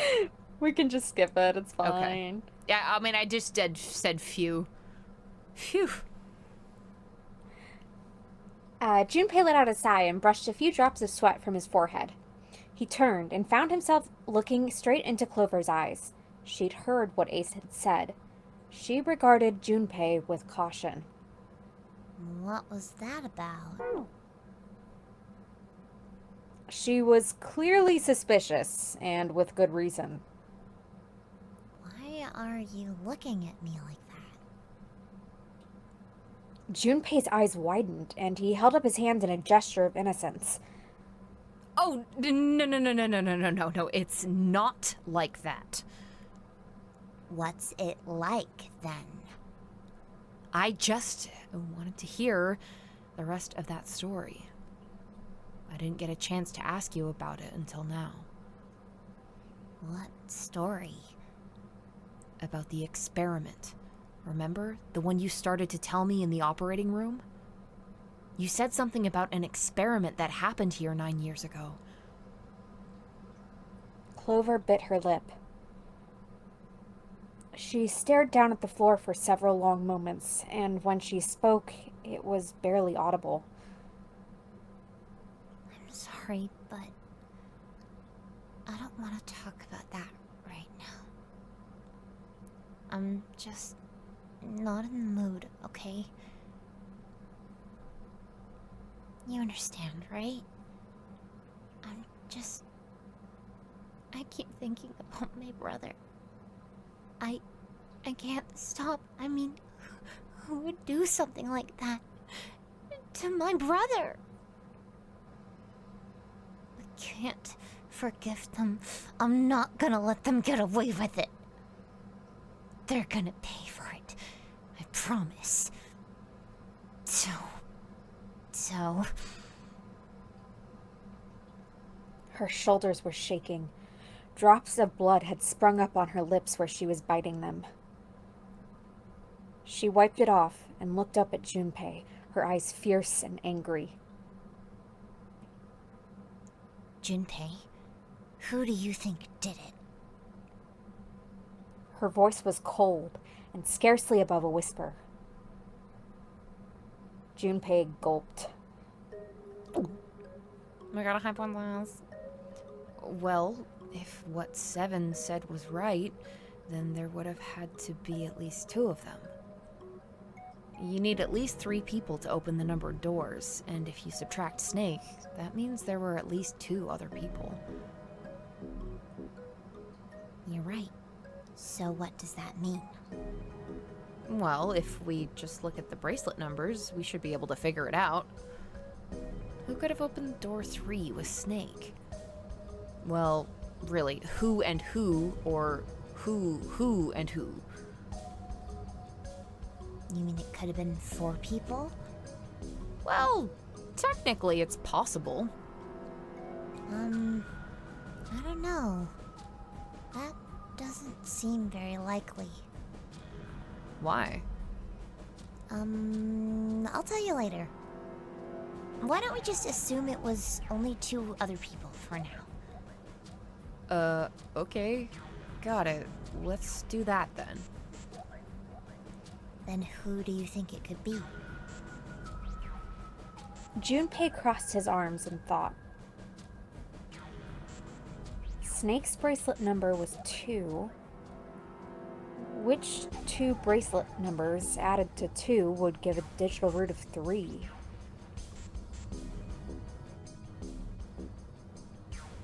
It be Santa and 7. Would it be Santa and 7? Yeah. The digital root for Snake, Santa, and 7 is 3. Oh, wait, hold on. Are Santa and 7 the killers? What's wrong?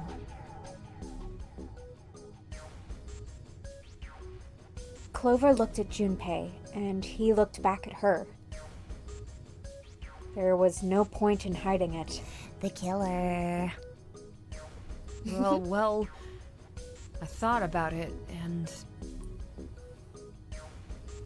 He told her his conclusions. That's what I thought. She looked less surprised than he'd expected. Santa and 7. If it was 2 people, then that's the only combination that works. hey, wait a minute there. Don't you think it's a little too early to be jumping to conclusions? Well, all I said is that those 2 would have been able to open door 3 with your brother. There might be other possibilities. Well, what other possibilities?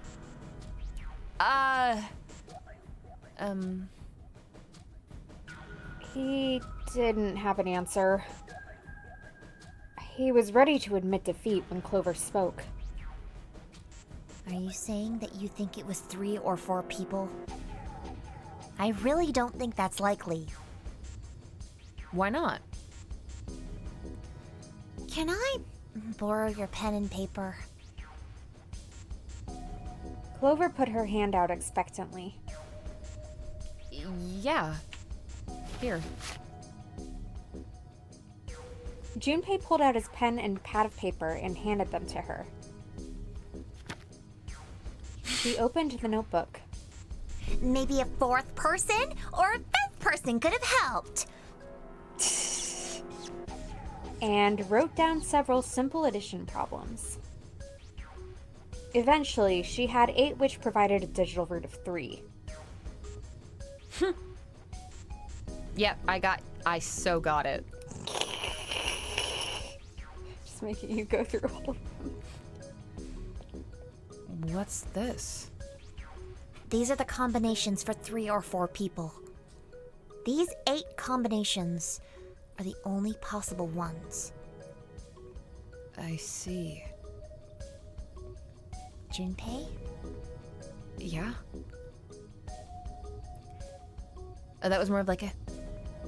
Junpei, Yeah?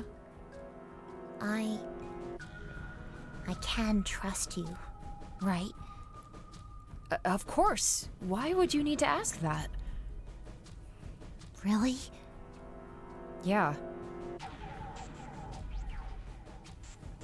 So then I should get rid of B, D, G, and H, right?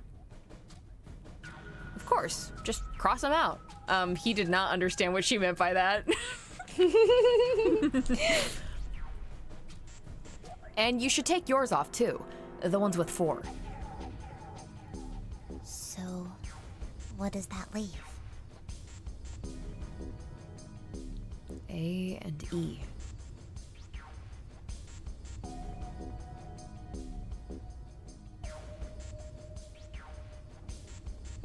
Wait, it can't be A, Why? because June's in that one. There's no way in hell she'd do something like that. Are you sure? I'd bet my life on it. Okay then, I can cross off A too, right? Yeah.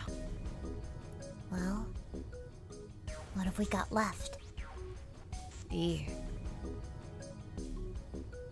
Do you know what this means? Everyone besides me, you, and June would be working together. Do you think that's likely? If there were 4 people working together, they wouldn't be very cautious. I don't think they'd try that hard to hide what they were doing if they outnumbered us, right? Well, you do have a point. And besides, if Ace and Seven are working together, they could have easily gotten rid of me when I went to the shower room with them. But they didn't. They didn't even try anything. If they were the killers, why wouldn't they? Her voice was calm, but Junpei had only to look her in the eye to know it was a forced calm. There were tears forming at the corners of her eyes, and she was blinking furiously to keep them back. Perhaps by attempting an objective analysis of who might have killed her brother, she had been able to distance herself from the harsh reality of his death. The more she struggled to act unconcerned, the more Junpei felt his heart tighten. I see. Anyway, I understand now. It seems pretty unlikely that it was as many as 3 or 4 people. Yeah. Then that means there's a good chance it was Santa and Seven. That's how it looks. But why would they do it? There was a moment of silence. Their motive. He laid his hand gently on her shoulder. He was close, so close to the answer. When Ace chose the worst possible moment to return, Fuck this guy. he raised a knowing eyebrow and then spoke. Have I interrupted something? What is it?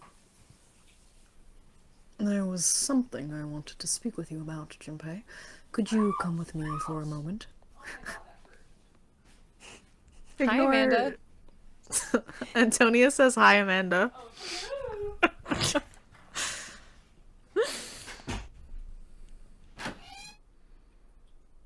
He turned on his heel and walked back toward the wheelhouse. Go ahead. Okay. Junpei looked over at Clover. He gave her a short nod, hoped that she would be willing to talk to him again later, and followed Ace. What did you want to talk about? Ace looked at Junpei and smiled. Perhaps more of a smirk than a smile. I wanted to tell you, I'm right in the wheelhouse. Shut the fuck up. There was something I wanted to check. Yeah? What's that? If you'll excuse me. With no warning, Ace slipped his hand into the pocket of Junpei's vest. Hey, what the hell are you doing? I'm just checking. I'm just checking for your nipples.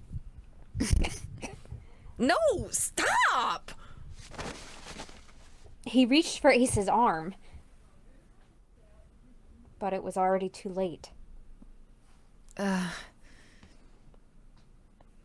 In the older man's hand were the pieces of paper Junpei had balled up and hidden in his pocket. Just as I thought. What exactly are these pieces of paper hiding in your pocket? You switched them, didn't you, when we voted? Ah, well, I can't say that I care. I managed to get through the numbered door I wanted, despite your mischief. Those are his pet pieces of paper. Don't touch them. Then why did you... Oh, simple curiosity. I hope you won't think ill of me for it. Ace smiled, gave Junpei a friendly pat on the shoulder, Stop doing and then that. turned on his heel and left. Ew. Stop. It was a small defeat, but it was a defeat. Junpei had lost the upper hand, and he knew it. He could feel his stomach begin to tense. Damn. Okay. Okay, guys, we're getting so close. Yeah. We're so Also, close. yeah, everybody do be on guard for April Fools. Like, genuinely. Like, actually, like... I was that kid who Wow. always looked up at the ceiling when someone told me there was gullible written on it, so I'm really scared. Oops. I do remember you telling me this. Yeah, because Really beautiful. right after Jet told me to go one way in Mario Party, and I said, okay. right. And we both did that to you. We sent you on the wrong path. I was about to win!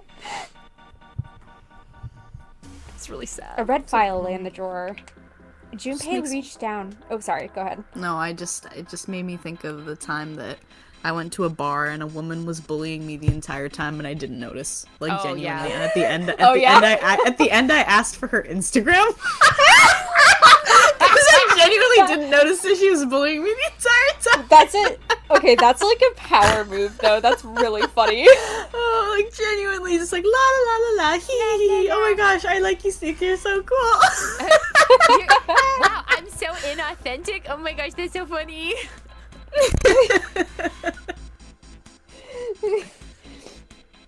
A red file lay in the drawer. Junpei reached down and picked it up. I remember nothing about this. Looks like something's on the cover. All ice. Oh, right. Ah, right. We hadn't learned about all ice, Alice, at this point. All ice. Alice. Does this mean... Junpei couldn't hold back. He had to know what was in that file. Each page was covered with strange characters. They looked like tiny drawings of birds, snakes, insects, horned animals, wings, and even kneeling humans. There were many pages in the file, and each was full of these strange symbols. What the hell is this? He didn't realize he'd spoken out loud until Ace looked over at him. Junpei gotta start pulling a Kaiba right now. Yeah. Great bird of the sky, hear my cry, transform thyself from orb of light? What the fuck? They are hieroglyphs, a form of writing used in ancient Egypt. Ancient Egypt? Yes, where my friend Pharaoh Atem is from. That's right. Can you read them? Of course. Yeah. I was gonna say. can't. What would make you think I could? What the hell? Junpei flipped through a few more pages. It wasn't just 1 or 2 pages that were covered in the strange symbols. Every single page was covered in them. Whoa, the whole thing's like that. Like a book or something. Trying to read them was pointless. Junpei wasn't going to waste any more time with them. He made to close the file. And something fell out. Huh? What's this? He bent down and picked it up. Oh, a key card. There was a symbol on it that reminded Junpei of the symbols for the Saturn and Mercury key cards. This one, however, had a dot in the center of the male symbol. Haven't we done this already? Uranus. That's the Uranus. Oh, that's Stace. I think we have done this. Have we? I don't remember it. I suppose we have. Okay, so see, bottom deck. Library. Ah! Junpei remembered something he'd heard from Seven when they'd been in the chemical closet. There we go. Seven said something like, Alice sleeps in a small chamber past the forest of knowledge beneath the navel of the gigantic. could beneath the navel mean the bottom deck, and the forest of knowledge is the library? Then could Alice be in a room somewhere beyond the library? What's wrong? Something on your mind? Sorry, just thinking about Forest of Knowledge is like a double entendre for pubes.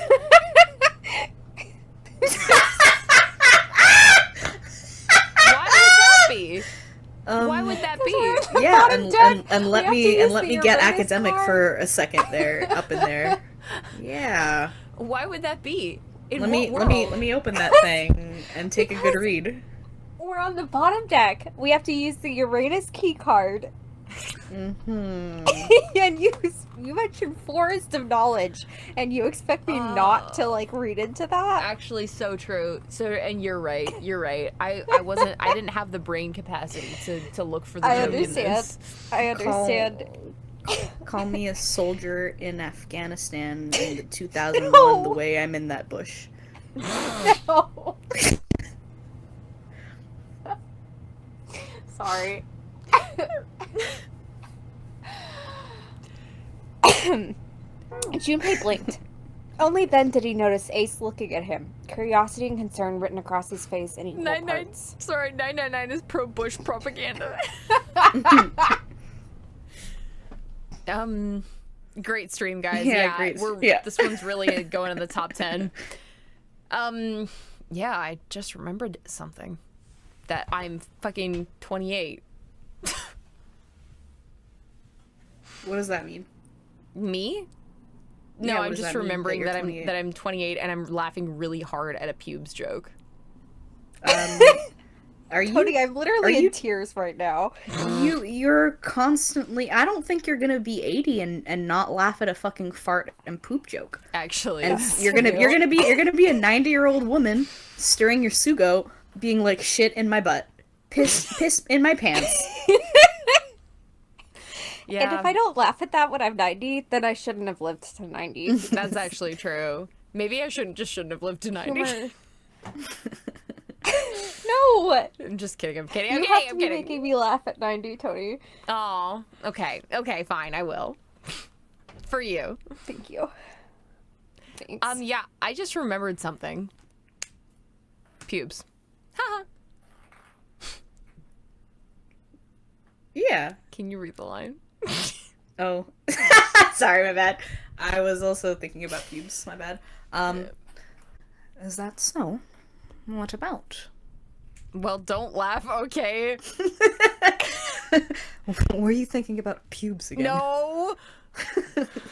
There was no reason for Junpei to hide his thoughts. He began to explain his theory to Ace. So if you have the Uranus Don't key do that, card Junpei. and the Then he Isn't the stopped. year this takes place? Like, I think Bush is in. Sorry! damn it. Like, I think Bush is president to end right the now. stream. Can someone search This when is my 999 fault. came I'm out, so and was it sorry. Bush? I'll search it. Then Sorry, he's- go ahead. Sorry. Then he stopped. It wouldn't make any sense if Ace didn't know who Alice was supposed to be. So he told Ace everything June had told him. Don't do that.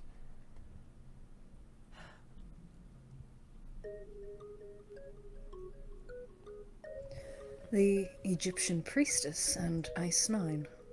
Interesting.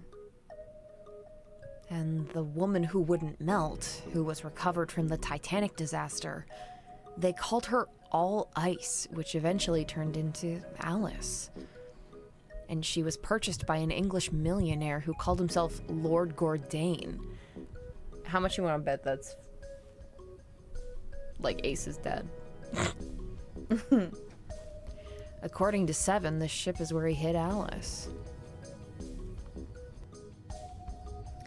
And you think that he hid her in the small room beyond the library on the bottom deck? Yeah, well, I mean, it is just a theory. A game theory. No!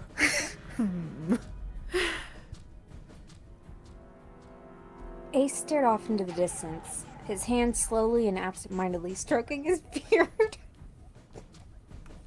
Not funny. After a few moments, his hand stopped. Never trust a guy who has a goatee like that. True. If you have a goatee like that, turns- shave it off. Yeah, sorry. He turned slowly to look at Junpei, and his brows drew together. Junpei, have you ever heard of the term CAS? You're about to tell me. CAS. It stands for Cells Alive System. It is an advanced technology for freezing and preserving organic matter.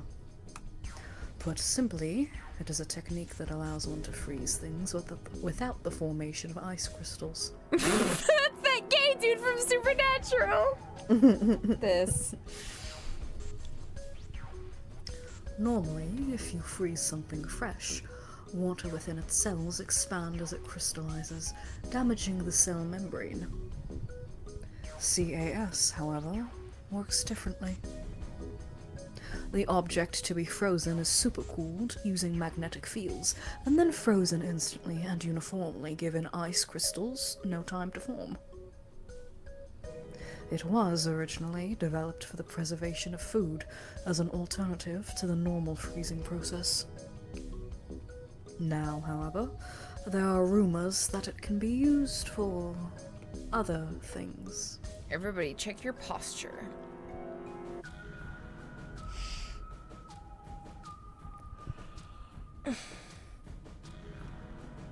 I can't because my cat is sleeping next to me.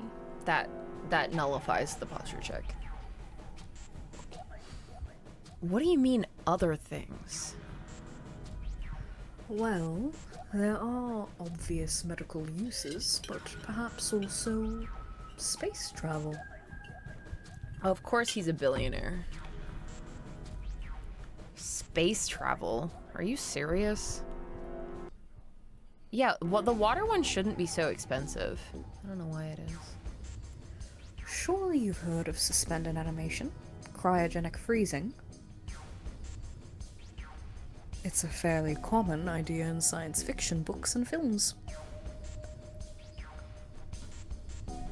People are sometimes frozen for especially lengthy journeys through space.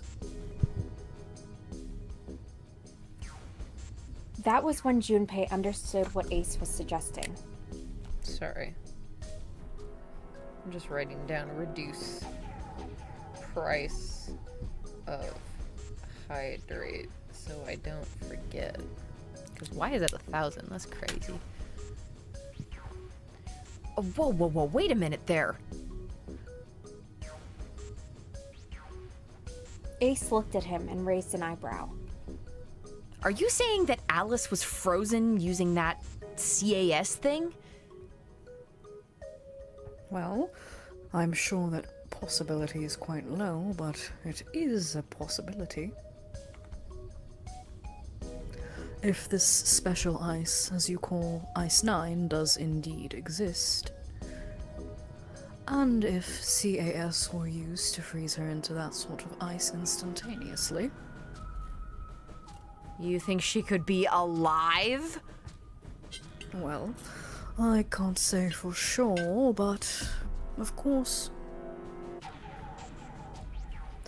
I'm only talking about possibilities.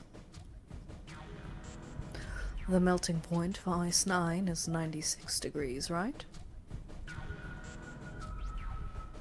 If she were put somewhere where she could reach that temperature... That's nuts! Are you really saying she could have defrosted and started walking about? You're quite right. It does sound unbelievable. But if she had, then we would have an explanation for the man we found dead on the floor. You mean the guy dressed like a captain? Yes. He was dead when we found him. Clearly, he was murdered. I love Clover's face there because it's like, Oh, I already have killing some people in the plans, in the works. What? Scary. that's an awesome theory, Abby. New all ice theory. She just did that. But if he was murdered, then by whom? It couldn't have been one of us. That would be impossible. In order to enter the captain's quarters, one must first open door 1. That door that requires the Earth key prevented us from accessing door 1. Who was it that opened that door? Santa and Lotus. Right. Clearly, the two of them could have opened door 1, or any other door for that matter. Who else, then, could have done so? Junpei thought for a second. Nobody. After Santa and Lotus used the Earth Key, they turned back and met up with me in June. Then we returned to the large hospital room and found Ace, 7, and Clover. While we'd gone into the shower room, Ace, 7, and Clover had stayed behind.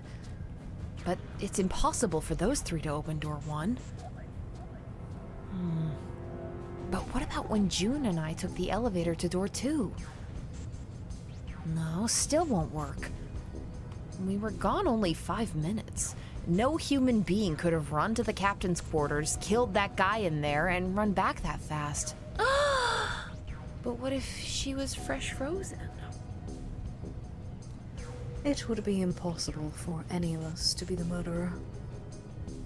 That being the case, who could have killed him? Wouldn't it make sense if his killer was someone who had been in the ship for some time?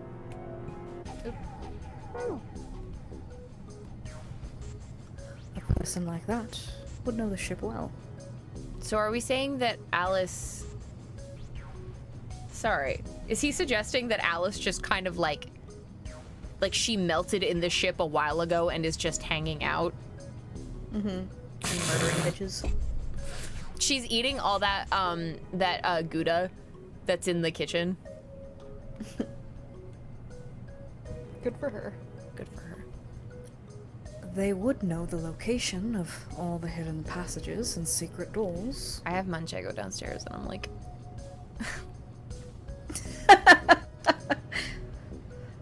The numbered door would mean nothing to someone like that. It would be a simple thing for them to enter the captain's quarters. Yeah, I guess the strongest fuck ice mummy. Then you're saying the killer was Alice? It was Junpei's turn to raise an eyebrow. Ace drew his thumb across his lips thoughtfully. Well, this is all only one possible theory.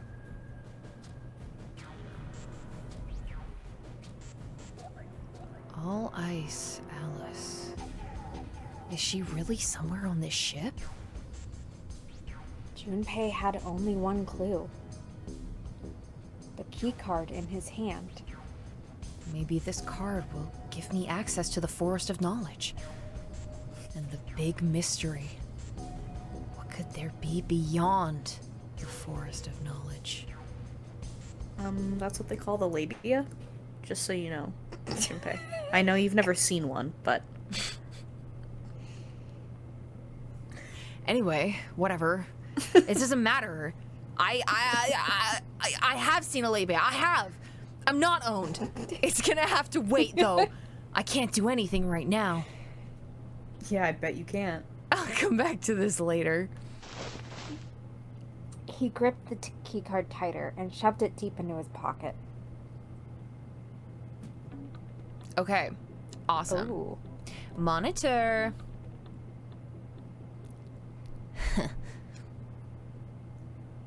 Junpei snorted with grim humor for the second time since he'd come into the room. The 4 screens along the bottom had a single letter each, spelling out Z-E-R-O. Huh. It's like he's making fun of us. What do you think? He turned to Clover, who was standing next to him. In the pussy like a point and click pro tag going, I can't use this right now. Well, yes, actually. It's really unfortunate. Clover nodded. Nothing. It seemed that she cared about little. Of course, Junpei could hardly blame her. Given the strain she was surely under, Junpei was somewhat surprised she had responded at all. Still, he had to ask. He gestured toward the corpse. What about him? Do you think that's really Zero? Clover shook her head weakly. I'm happy you did send it, Abby. There's no way that's him. Didn't I tell you already? Zero is one of us. Yeah, right.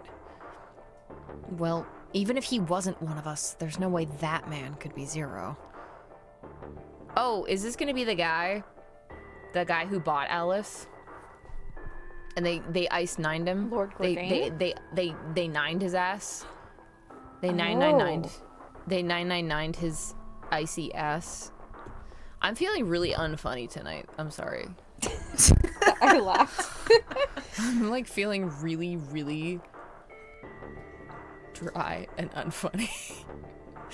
Don't you get it? That's okay, because I'm here to talk about 9/11 and Bush and late and pussy all night. Thanks. So Thanks, man. yeah, You yeah, really and I got know- my and back the thing all is, the time.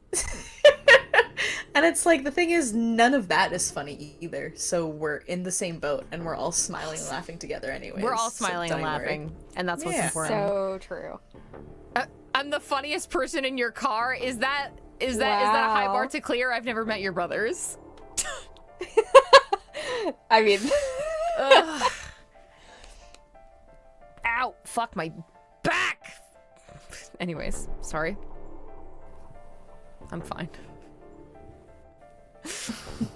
I'm making cum jokes, so it's real bottom of the barrel for me right now as well. Yeah, there's something. It's not bottom of the barrel. It's like when all the glycerin like all crystallized. What? It's like when all the glycerin have you ever had It's a like- dream that you... Shut up! It's like when all the glycerin crystallized. You know, like the jokes have crystallized and I can't use so them. you're not. And Oh, it's okay. happening to Abby too. Okay, see, we weren't talking about crystallized cum. Okay. No. I get what you're trying to say now.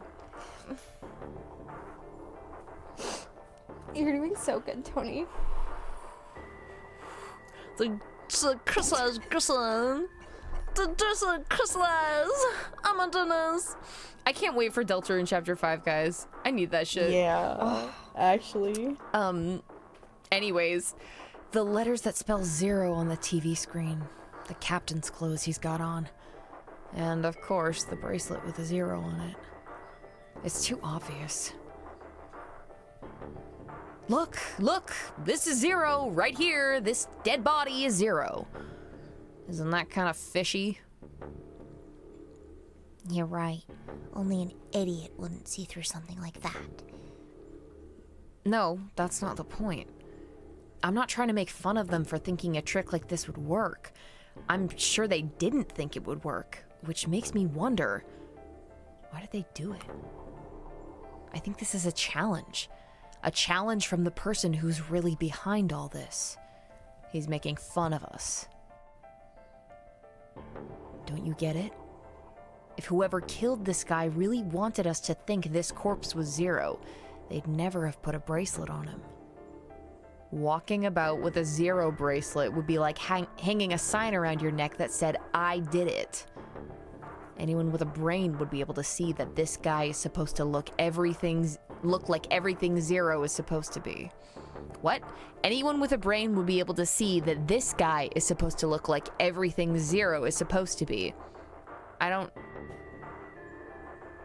Oh, like the captain wearing a 0 bracelet. Just like we did.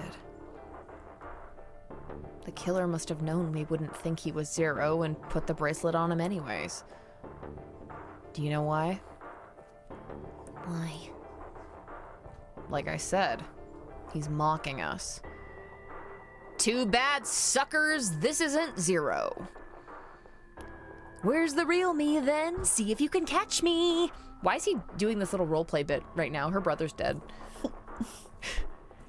It's the same bad joke a lot of criminals like to play. They'll just sit back and watch people run in circles. That's really twisted, but it almost seems kind of childish. See, I'm saying, like, one of those kids is 0, or all of those kids. And they all froze. No, wait, Lotus got her daughters back. No, okay. It's not wax and it's not ice. Okay. Yeah, you're right. It's really childish. It's like it's just a game to whoever this person is. That's what seems funny to me. Junpei bent down next to the corpse. All right, let's get back to the point. Who killed this man? I don't know. And what's this guy's deal? Who is he? How would I know that? If I knew anything, I would have told you. You have no idea who he is? Why would I? Junpei sat back on his haunches and thought. oh, wait, no, maybe he's one of the people that 0 is like... I have to punish the investors and the stockholders. And all the people who invested in the portfolios for the company, and blah blah blah. Everyone who opened a Wealthsimple account and invested. We should check and see if he's got anything on him that might tell us who he is. Give me a hand here. Blech. Give me a hand here. Give me a hand here, Clover. Huh? We've got to flip him over. How else are we going to search his pockets? Never done this before? I love. Yes, Junpei, let's go. Let's go. Clover didn't move. Okay, fine. Guess I'll do it. Junpei had no choice but to move the body on his own. Here we go. He grabbed hold of an area not completely covered in blood and shoved. It took a moment, but eventually Junpei felt the man's bulk begin to shift. But just as it did... Huh? Something fell from the man's left wrist. Hey, it's the... The bracelet was 0 on the face. Lastly, let us discuss how to remove the bracelets. There are only 2 ways to do so. Oh, sorry, I forgot I was doing this voice. 1, you escape from this ship. 2, your heart rate reaches 0. In other words, once the bracelet is taken outside the confines of the ship, or it detects that its wearer's heartbeat has fallen to 0, it will shut down automatically. Oh god. This guy's dead.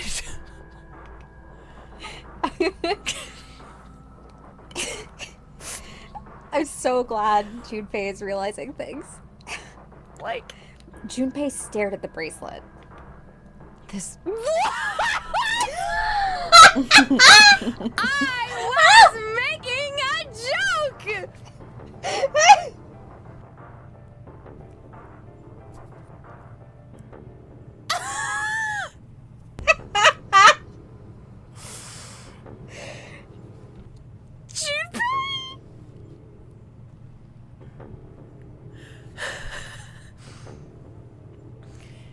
This man... He's dead, isn't he? Yeah, no shit! Thank you, genius! I couldn't tell because of the axe in his back! Huh? No, it's just, I guess I didn't really think about it until right now.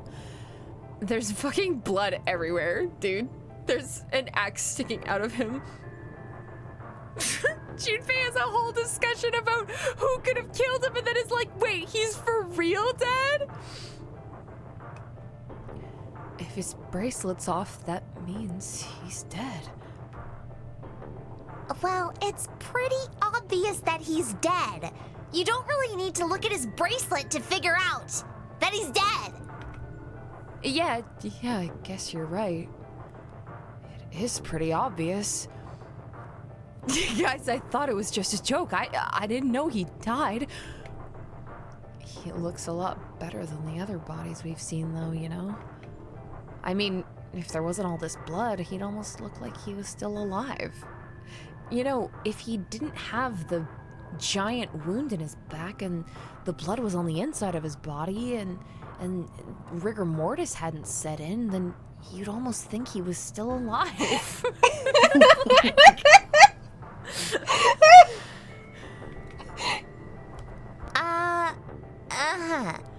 I mean, I know it's kind of a messed up thing to say, but he kind of has it better, you know? Dying from a bomb going off inside you, I mean, that's just... Thank you Fucking for reminding awesome. me of how my brother fucking died. Awesome. Thanks, Junpei. Some of Snake's bones went right through his skin. I think the explosion must have thrown him against a wall or something. Yeah. Oh, I see. And this is, oh my gosh. There was a broken bone just sticking out of his left arm. And Suddenly, Junpei realized what he was saying. How could he have been so cruel? He clapped his hands over his mouth. But it was already too late. He turned to look at Clover. She was glaring at him furiously. What did you just say? Her words sounded cold. sorry. What did you just say? He knew an apology could hardly atone for what he'd done, but he tried anyway. Yeah, so I saw your brother's bones. Oh man, I am so sorry. I shouldn't have said that. I really don't know what I was thinking. I mean... No, that's not what I'm talking about. What did you say about his arm? Arm?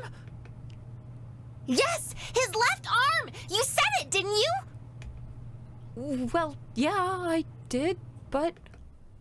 I mean, didn't you see it too? Of course not! I could barely look at him! There was no way I was gonna see the details! Clover took a quick, deep breath. Are you sure it was his left arm? Junpei thought back. Yeah, I'm pretty sure it was. And he had a broken bone, right? What the hell are you getting at here? Just shut up and answer me! She shoved her face closer to his. He could see the fire in her eyes. Junpei winced and swallowed. Guys, do I get everything I want? Yeah, he did. It was pretty bad, too. The bone was sticking out of the arm. No sooner were the words out of his mouth than Clover's expression changed. Clover? What's wrong? Look, I'm sorry if I said anything... Suddenly, she was crying. Junpei wasn't sure what to do. Thank you. It was close to the last thing he had expected to hear. Huh? What are you... Junpei had no idea what had just happened. He didn't think he'd done anything worthy of thanks, and he couldn't begin to understand why she would have chosen that moment to begin crying. So he simply stood there, confused. Thank you so much, Junpei. She thanked him again, and then something even stranger happened. Aw. Aw. Aw. Clover threw herself into Junpei's surprised arms. Hey, what's going on with you? I'm sorry, it's just... I'm so happy. Why? The body in the shower room... It isn't his. It isn't my brother. Huh? It's not Snake. Why on earth would you think that? Because his left arm is... She stopped herself. I'm sorry. I really shouldn't be talking about this. Junpei decided it would be prudent not to press her for any more information.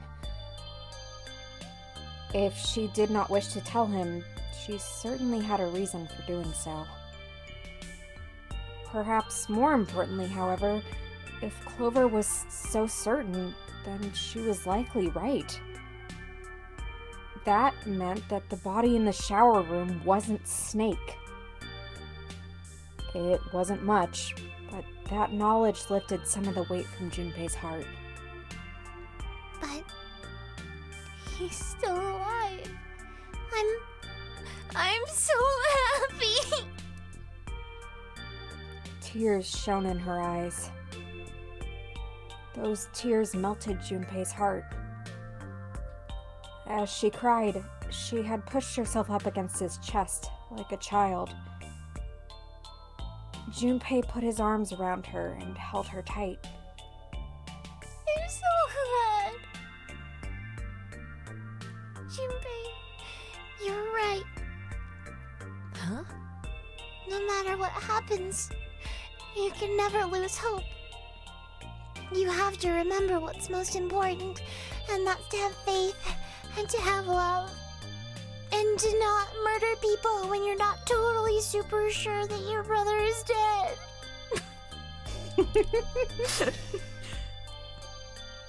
If you can remember all of those things, That'll bring you good luck. Clover reached into her pocket and pulled something out. That's... It was a laminated bookmark with a 4-leaf clover. I only made it here because you gave me this. I was suspicious of everybody, and I was angry and miserable.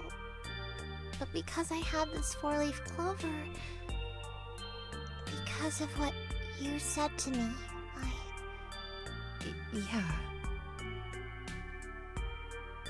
Junpei hadn't thought his words would have had such an effect on her. Oh my gosh, hi, Her Nikki. words. Sorry. Oh, sorry. Her words were making him feel a little awkward. Thank you so much, Junpei. She looked up at him. He scratched his nose and pretended to notice something interesting somewhere else in the room. If you really want to thank somebody, you should be thanking Santa. He hated that thing. Santa? Why? Well, he was the one who gave me that thing. And the words for each leaf, I got that from him too. Someone knows about the experiments. Then suddenly,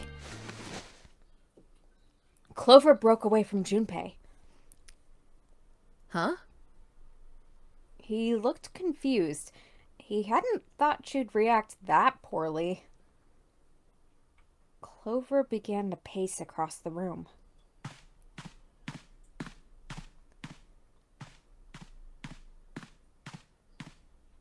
Love this. 6 steps to the left. 6 steps to the right. Take it back now, y'all. Yeah. 3 hops this time. Another 6 to the left. And then she stopped. Did Santa really tell you those things? Her eyes were serious, but not angry. Yeah, he did. Did I say something wrong? Oh, no. Not at all. In fact, this could be really good news, I think. You think? Santa knew about the words and the clover. The only people who should know about that are the other subjects. Subjects? The other people who were in the experiment 9 years ago, with my brother and me. Oh, she was there too! But he's blind, and I was part of the Nevada test group. So neither of us would be able to recognize the faces of the people who were on this boat. Whoa! Time out! Junpei held up his hands.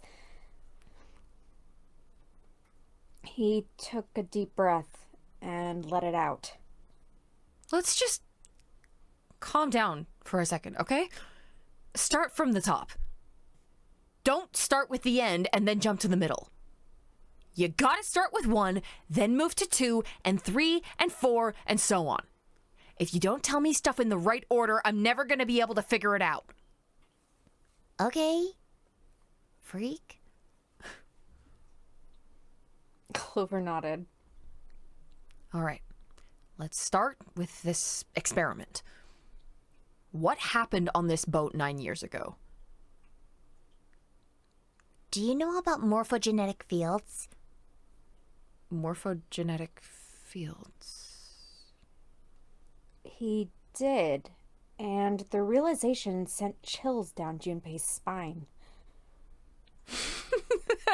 That's him, girls. That's the guy who doesn't like non-linear storytelling.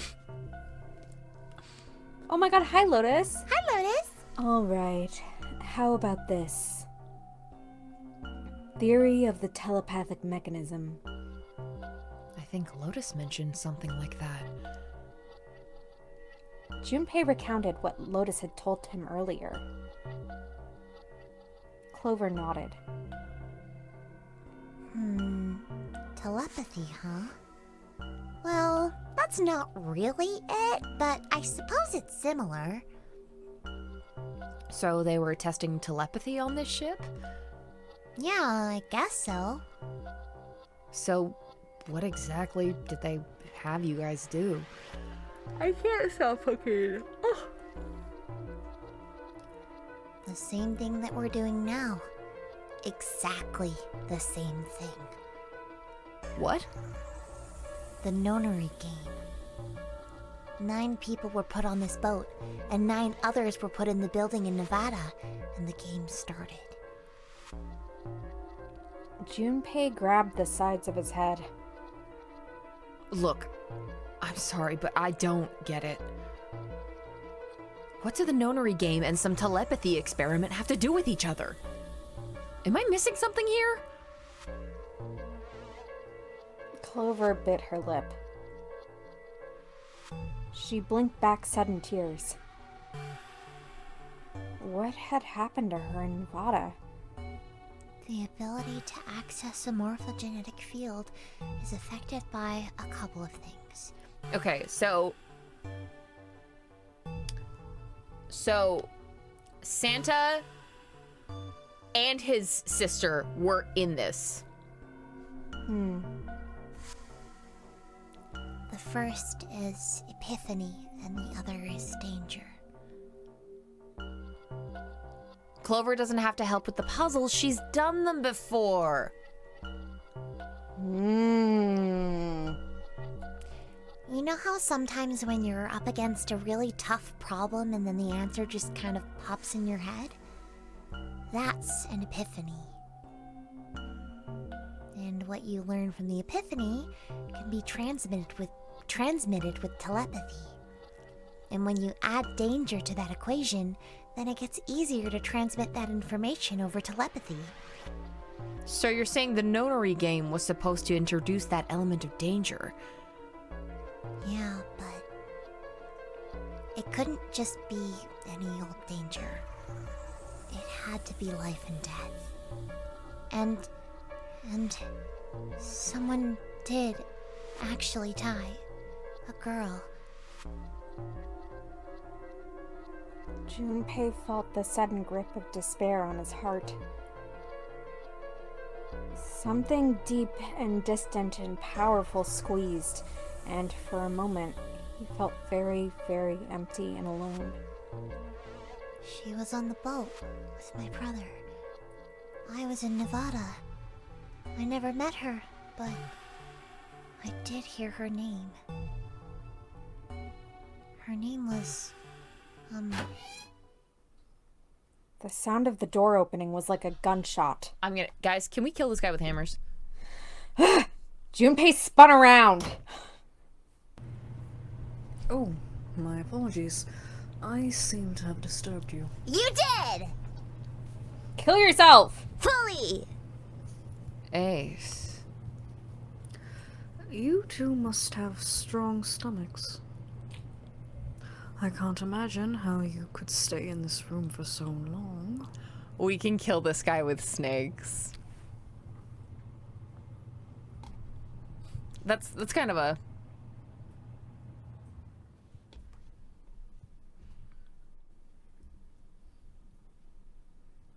Ace glanced down at the floor.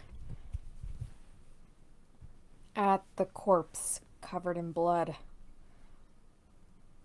At any rate, Junpei, would you be so kind as to come and help me with something?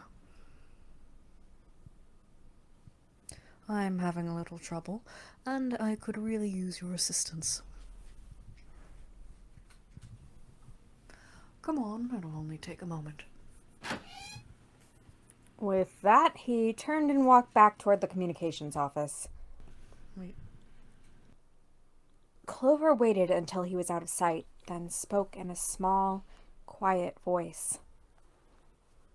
I don't want Ace to hear us. We can talk about this later.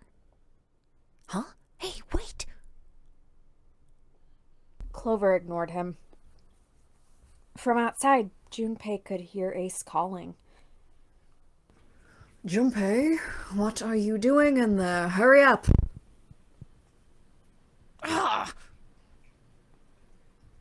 Grumbling to himself, Junpei stomped off toward the communications office. Grumble, grumble. Okay. Okay. Now. Does that say unlocked? Yes. Whoa. Whoa. Scary.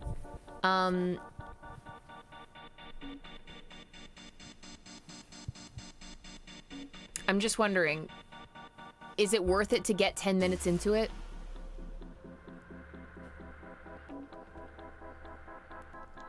Because I do kind of want to.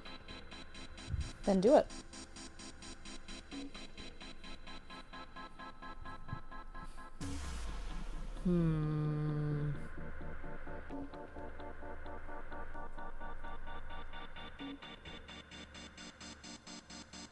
You think yes, 10 minutes? Okay, yeah, let's go for 10 minutes.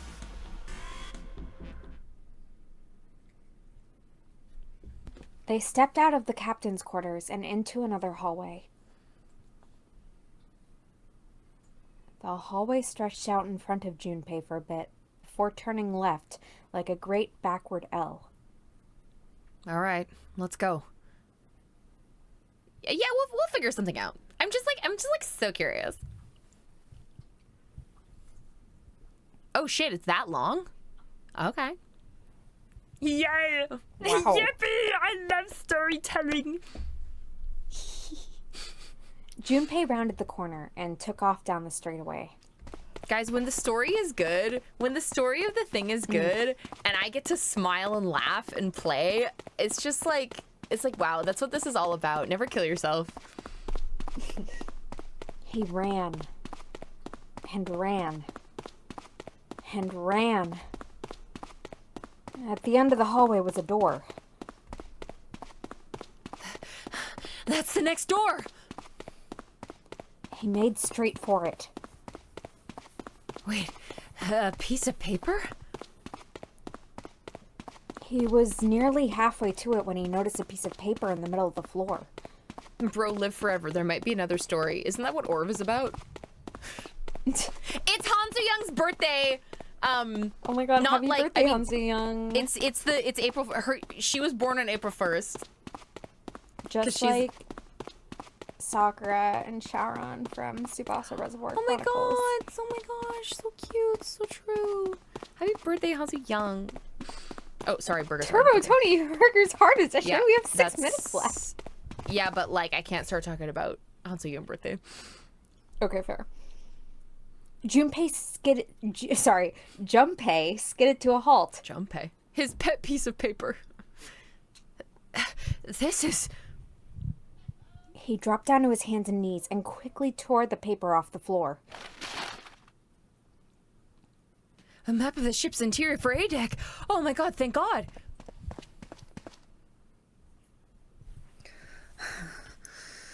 What's wrong? Ace, slightly slower by virtue of his advanced age, had finally caught up to Junpei. I found a map for this floor.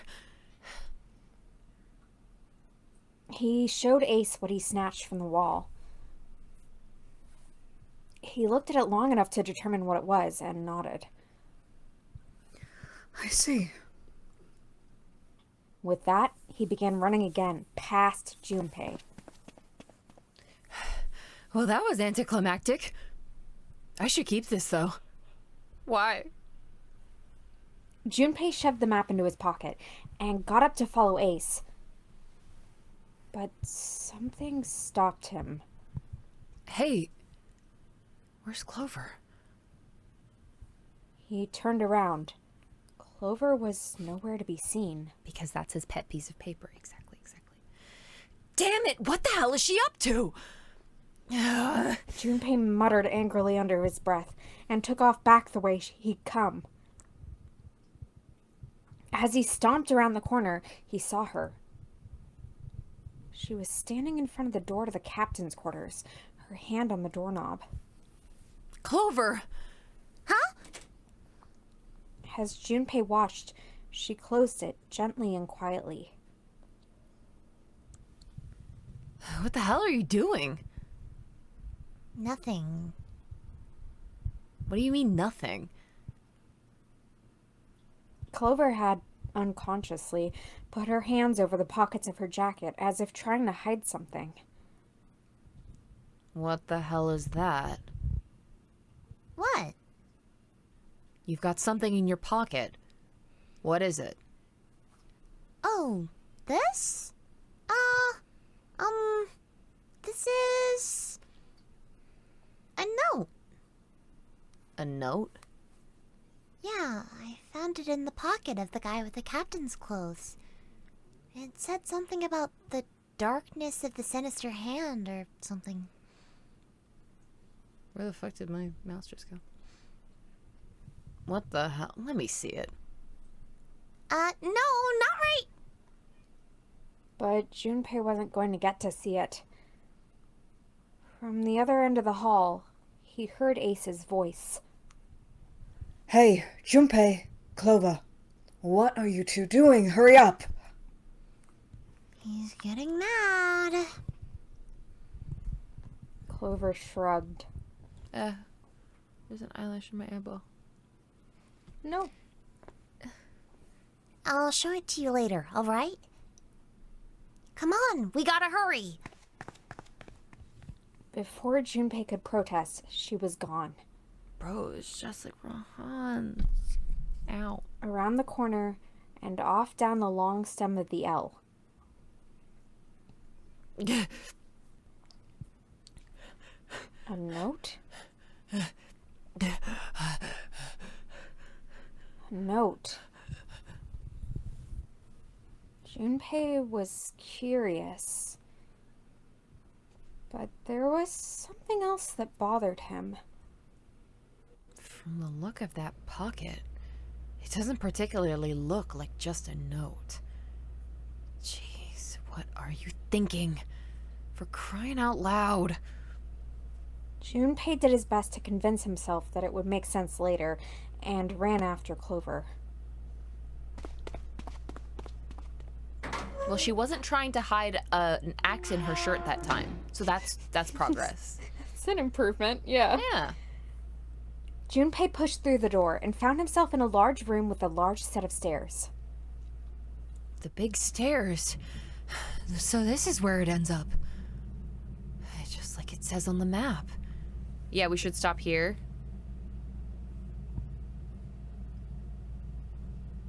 It was just what he'd expected to see after reading the map. This feels like a good spot to come back to. Because we're going into the doors when the map is map. Yeah, let's save it here.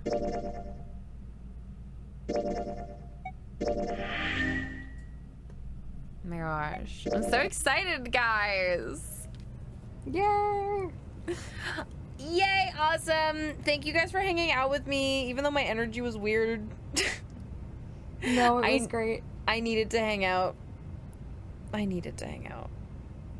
Ugh. Well, I hope you guys all had a great day and then having a great night, and that you enjoy the rest of your night. I'm gonna go fucking clean up my gnocchi mess. I'm so sorry.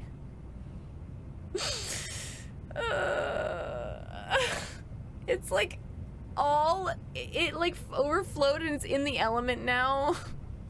Oh no. I wanted it. Fuck. Fine, whatever. I'm so sorry. I hope the sorry, why do I? helps. Why do I? Yeah. I have more sweet potatoes I can eat, I guess, if I want to, but I actually really wanted gnocchi because I have to use the sauce before it goes bad. Anyways, I enjoyed hanging out with you guys, as always. Thank you. Is that? Sorry. Is this like? No. Okay. I thought I had like a massive gray streak. It was just the reflection. I was like, what the fuck? How did? Because it was. I was like, I didn't see that earlier, so it must have just happened over the past 3 hours. No. Anyways, yes. Good night, everyone. Yes, go pass the fuck out if you need to. I kind of need to. Eat your manchego first. Oh, jeez. Yeah. Yeah. Dude, cheese will Yum. make everyone feel better forever. So true. Okay. Yeah, I will see you guys next week. Wait, hold on. No, yeah, next week is fine. Okay. Bye! Love you guys! Bye bye.